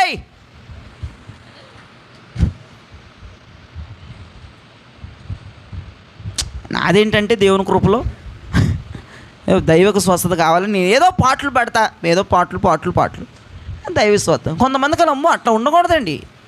ఎవరి భక్తి స్థాయిని బట్టి వాళ్ళు అలా నడుచుకోవాలి. అయ్యగారు అని చెప్పేశారు, వేసుకొని నువ్వు ప్రార్థన సరిగ్గా చెయ్యు, చర్చికి జరిగిరావు, వేసుకొని రోగం ఎక్కువైపోతుంది తప్ప తగ్గట్లా. అయ్యగారులాగా మరి 6 గంటలు ప్రార్థన చేస్తే, అయ్యగారులాగా చేతులు ఎత్తితే, అయ్యగారులాగా దేవునితో మాట్లాడితే మెడిసిన్తో పని ఉండదు, దైవ స్వస్థ. అయ్యగారులాగా చెయ్యు, అయ్యగారులాగా చేయకుండా మళ్ళీ మా మీదకి తీసుకొస్తావు, నీకు ఎక్కువైపోతాయి. ఎవడు చెప్పాడు బాధండి? ఆయన నన్ను తిడతాడు మీ ఇంట్లో వాడు. ఆడు చెబితే ట్యాబ్లెట్లు వేసుకోవద్దు అంటాడా, ఆడికి రోగం రాదా, ఆడు వేసుకోవడం నేను చూడన్నా అని మళ్ళీ నన్ను తిట్టిస్తారు మీరు. ఏమండి, మీ భక్తిని బట్టి మీరు చేసుకోండి, అంతేగాని నా పేరు ఎక్కడ చెప్పొద్దు మీరు దయచేసి ప్లీజ్. నా పేరు చెప్పొద్దండి, దైవజనుడు తిట్టించదు, అది మంచిది కాదు. నీ భక్తి స్థాయి ఏ క్లాస్గా ఉంటే ప్రార్థన చేస్తే నిజంగా దేవుడు స్వస్థపరుస్తాడు అనుకుంటే ఓకే, అది వేరు. నువ్వు సరిగా అసలు నీ భక్తే సరిగా ఉండదు, మీకు అయ్యగారు లాంటి సమర్పణ కావాలంటే అట్టిస్తాడు దేవుడు? కుదరదు. ఎవరి సమర్పణ వాళ్ళది, ఎవరి ప్రైడ్ టైమ్స్ వాళ్ళవి, ఎవరి విశ్వాసం వాళ్ళది. కొంతమంది మెడిసిన్ మింగి ప్రార్థన చేస్తే స్వస్థ వస్తుంది, కొంతమంది మింగకుండానే స్వస్థ వస్తుంది. ఎవరి విశ్వాసం వాళ్ళది. యేసుప్రభు వారు ఆ బురదలో ఉమ్ము వేసి కండ్లకు రాసి స్వస్థత పొందన్నాడు. కొంతమందికి వెళ్ళండ్రా బాబు నువ్వు వెళ్తానే స్వస్థత పొందుతామంటాడు. అది ఎవరి విశ్వాసాన్ని బట్టి వాళ్ళకి దేవుడు కార్యాలు చేస్తాడు. కాబట్టి మీరు జ్ఞాపకం చేసుకోవాల్సిన విషయం ఏంటంటే ప్రతి విషయంలో మనం సంతోషించాలి. దేవునికి స్తోత్రం కలుగునగా. శ్రమ కలిగిందని డౌన్ అయిపోకూడదు, అలసిపోకూడదు, నీరసిల్లిపోకూడదు. రాజును బట్టి సంతోషించాలండి, అంతే. మీ ముఖంలో నోటి నిండా మీకు అలాగ నవ్వు ఉండాలంటే ఎట్టవచ్చో చెప్పనా? రాజును బట్టే. ఈ నవంబర్ మాసంలో నేను దానికి మీనింగ్ చెప్పాను మీకు. మీకు నోటి నిండా రవ్వు రావాలంటే ఆ రాజును బట్టే వస్తుంది. ఇంకా ఏ థింగ్స్ని బట్టి రాదు, ఏ వ్యక్తుల్ని బట్టి రాదు, ఏ ప్రాపర్టీలను బట్టి రాదు, ఇక దేనిని బట్టి రాదు. నీకు సంపూర్ణమైన సంతోషం కావాలంటే, నోటి నిండా నీకు నవ్వు ఉండాలంటే రాజును బట్టి సంతోషించు. రాజు ముఖాన్ని చూడబోతున్నానన్న సంతోషంలో కలిగి ఉండు. రాజుకి భార్య అవ్వబోతాను అన్న నిరీక్షణ కలిగి ఉండు, అంతే. 24 గంటల సంతోషం ఉంటుంది ఇలాంటి వాళ్ళకైతే. ఇంకెంత చెప్పినా పాస్టర్ గారు మీరు చెప్పుకోండి, మేము ఏదన్నా వస్తే కృంగిపోతాం, నలిగిపోతాం, రోగం పాలైపోతాం, బీపీ షుగర్ డౌన్ చేసేసుకుంటాం, నేనేమీ చేయలేను. ఇలాంటోళ్ళు అయితేనే ఆరోగ్యాలతో సమృద్ధిగా, చక్కగా, హెల్దీగా, సుఖంగా, హ్యాపీగా, సంతోషంగా ఉంటారు. ఈ సంతోషాన్ని కోరుకుంటే మా వల్ల కాదండి, ఏదొచ్చినా మేము నవ్వుతా ఎట్ట ఉండగలం, మా అక్కకి, మా తమ్ముడికి, మా చెల్లికి చెప్పుకోకుండా మేము ఉండలేమండి, మా వల్ల కాదు బాబోయ్ అనుకుంటే కనుక ఎదురయ్యేటువంటి ప్రతి దాన్ని ఎదుర్కోవడానికి సిద్ధమైపోయాక నీ ఇష్టం, నేను ఎవడు ఆపలేడు. ఇక వద్దులేండి, రాజును బట్టే సంతోషిస్తాను, ప్రభువుని బట్టే సంతోషిస్తాను, ఆయన రేపో మాపు చూడబోతున్నాం, సంతోషిస్తాం, ఆయనకు భారీగా అవ్వబోతున్నాం, నిరీక్షణలో ఉంటాం, సంతోషంతో ఉంటామండి. ఈ సంతోషం ఒకటే శాశ్వతమైనది, ఇది ఒకటే కలకాలం ఉండేది, ఇది ఒకటే రాజు వద్దకు చేర్చేదండి, ఇది ఒకటే మమ్మల్ని పరిశుద్ధపరిచేది. ఇక ఏ సంతోషం కూడా మాకు మిగులు సంతోషం కాదండి, ఆ సంతోషాలు మాకు వద్దండి, మేము బాధపడము, లౌకిక విధంగా సంతోషము పడమండి, మా సంతోషం రాజండి, మా సంతోషం యేసండి, మా సంతోషం యెహోవాండి, మా సంతోషం పరిశుద్ధాత్ముడు, మా సంతోషం ఆత్మ సంబంధమైనవండి అని అంటారా? మంచి ఆరోగ్యాలు మీకు ఇస్తాడు దేవుడు, మంచి కృప ఇస్తాడు, మంచి బలం ఇస్తాడు, మంచి శక్తి ఇస్తాడు. మళ్ళీ చెప్తున్నా, నువ్వు ప్రతి శ్రమకి సంతోషిస్తే నీ కిరీటంలో ఒక్కొక్క స్టోన్ పెట్టబడుతుంది.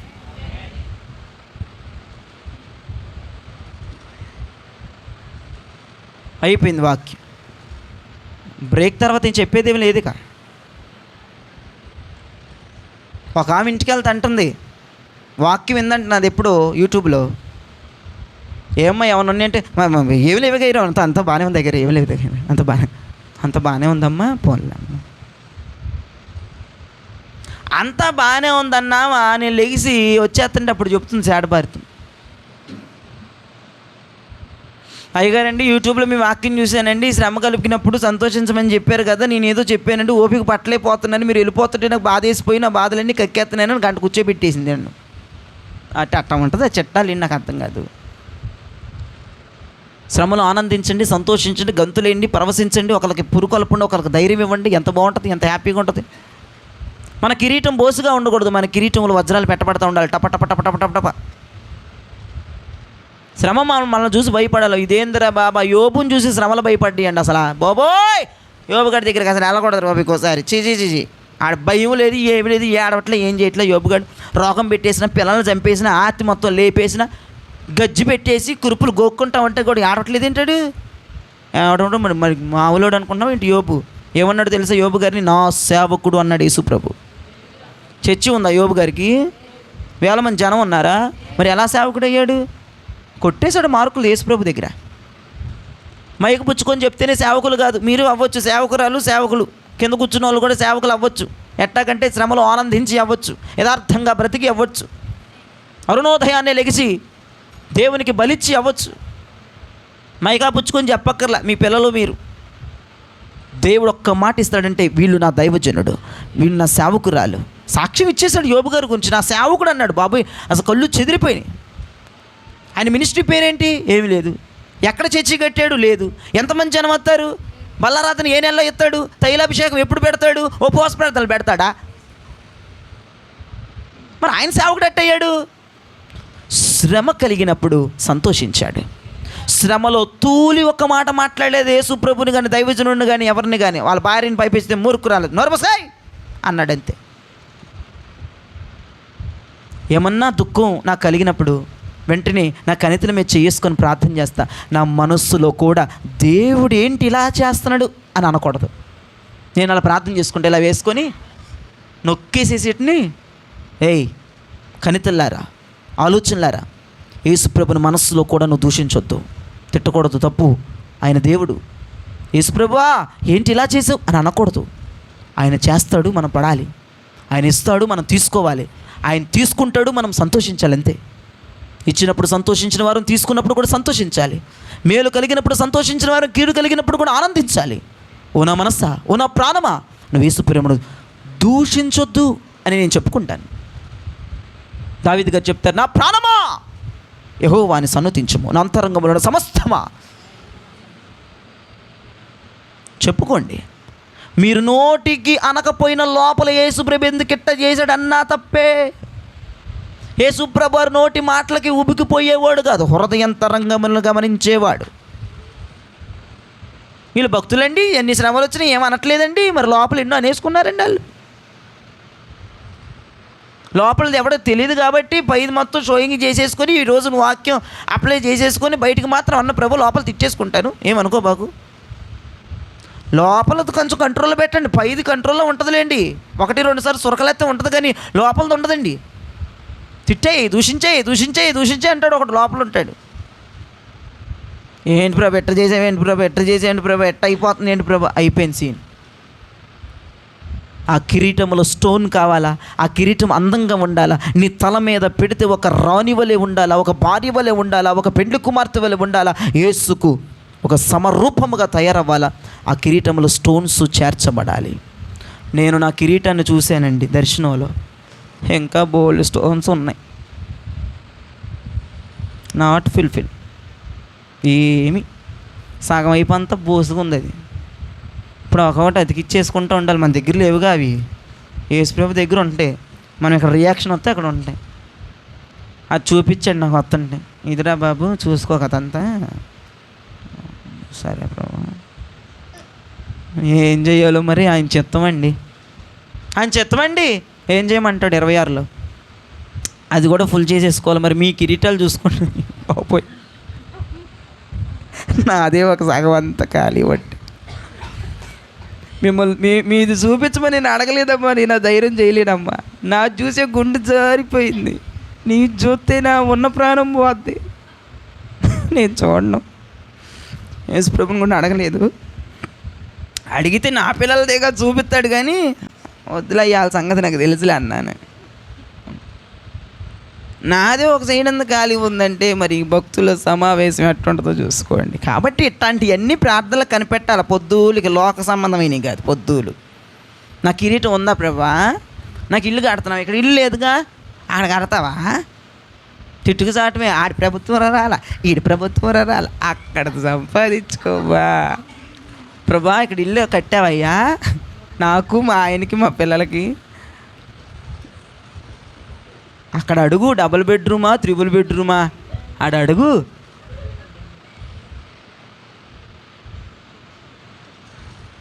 ఆవిడ ప్రభుత్వం రాదు. అడుగు రాయలేదు, ఇడుగు రాయలేదు. ఆవిడు మన మాటలు, మనుషుల మాటలు. నూతన యెరూషలేము పట్టణంలో ఇల్లు సంపాదించుకున్నావా? మరి ఎక్కడికి వెళ్ళాలి పాస్టర్ గారు? పంచాయతీ ఆఫీసులో రాయరు అక్కడ. లేదంటే అదేంటిదమ్మా మీ సేవ లాంటివి గట్రా ఉండవండి. మరి అదండి ఫాలో అయిపోతేనండి అక్కడ ఇల్లు రాయబడుతుందండి. ఆ ఇల్లు గురించి చింత ఏముందండి? భూమి మీద బతకడానికి ఇల్లులు సంపాదించుకున్నారు. సంపాదించుకోవద్దు అంట్లా, సంపాదించుకో. మరి అక్కడికి వెళ్ళి ఎక్కడ తల దాచుకుంటావు? ఒక మూలని ప్రభావం ప్రార్థన చేస్తున్నావు. మూలలు ఉండవు అక్కడ. మూల గేమ్లో ఒక సీపరే నువ్వు మూల పెట్టడానికి నిన్ను ఒక మూల అని ప్రార్థన చేస్తాను. ప్రార్థనలు ఎంత నవ్వు వచ్చిందో అసలు. ఒక ఆమె ప్రార్థన చేస్తుంటే, మీరు కాదులే, అవుట్ ఆఫ్ సర్వీస్ వాళ్ళు. ఒక మూల కావాలి, ఒక మూల ఉన్న చాలు. సిటీకి ఎంత ప్లేస్ ఆమె పట్టిద్దాం ఉంది ఇంత లావుని. అడిగే ప్రార్థనలు ఏంటి, చేసే ప్రార్థనలు ఏంటి? మూర్ఖత్వ ప్రార్థనలో. అక్కడ సిటికడు అంతా, ఇక్కడ లంక అంతా. ఇక్కడ మరి సిటికడు ఎంతగా వద్దబోయ్, సెంటుతో సహా చెప్పేస్తున్నాం ఒక ప్రార్థనలో. ఇవన్నీ అండి ఏదో చెప్తున్నాం కానీ నవ్వు అనుకుంటున్నారు మీరు. వాస్తవాలండి ఇవి, ఎన్నో మర్మాలండి ఇవి. మరి చర్చ్ అంతా ఈ రోజు నుంచి ఫుల్ హ్యాపీగా ఉంటుంది అనుకుంటున్నాను. మరి అయితే ఎన్ని శ్రమలు వచ్చినా, ఎన్ని కష్టాలు కలిగినా, ఎంత బాధ అయినా ఎదురైపోయినా, నా నమ్మిక నువ్వు మాత్రమే.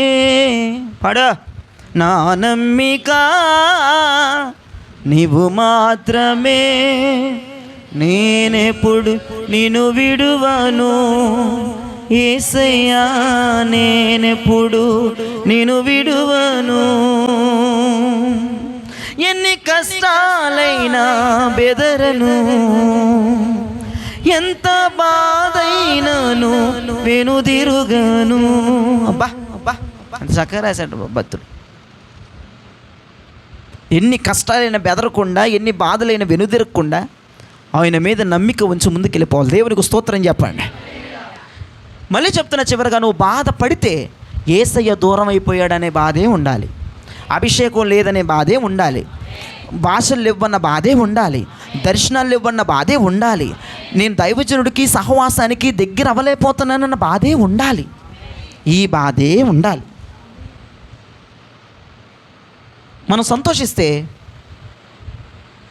సంతోషిస్తే అభిషేకం వచ్చిందని సంతోషించాలి, కృప పొందేమని సంతోషించాలి, భాషలు ఉన్నాయని సంతోషించాలి, దర్శనాలు చూస్తున్నామని సంతోషించాలి.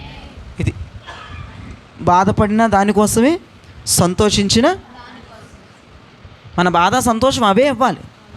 మన సంతోషం రాజు, మన సంతోషం ఆయన ముఖం చూడటం, మన సంతోషం ఆయన భారీగా చేర్చటం. మన బాధ ఆయన దూరం అయిపోయాడని, మన బాధ ఆయన కనపడట్లేదని, మన బాధ ఆయన ఎక్కడ ఆయనకి భారీగా మారమేమోనని. అర్థమైందా? ఇది బాధపడితే అలా బాధపడు, సంతోషిస్తే ఇలా సంతోషించు. షులమతి బయలుదేరి వెళ్ళి ఎన్ని కార్యాలు జరుగుతున్నా సంతోషం లేదంట, రాజును బట్టి. ఏ బంధాలు వదిలేసిన బాధ లేదంట, రాజును బట్టి సంతోషిస్తుంది. ఎంత రూల్స్ అండ్ రెగ్యులేషన్స్ ఉన్నా అట్టగా బతుకుతుంది, కానీ రాజును బట్టి సంతోషిస్తుందంట. 6 నెలలకోసారి సుగంధ ద్రవ్యాలతో, సుగంధ తైలాలతో, పరిమళ తైలాలతో శుద్ధీకరిస్తున్నారట షూషోను కోటలో. అయినా రాజును బట్టి సంతోషిస్తుందట. ఒకే ఒక్క పాయింట్, రాజును బట్టి సంతోషించాలి. ఆయన చూడబోతున్నామని సంతోషం కలగాలి. ఆయనకి భారీగా తయారవ్వబోతున్నాం, వెళ్ళబోతున్నామని సంతోషించాలి. ఒకవేళ బాధపడితే అవి దూరం అయిపోయినాయి, ఆడబడి. ఈ వాక్యం మన దేవుడు దీవించి మీ వెనుకలు ఆశీర్వదించునుగాక.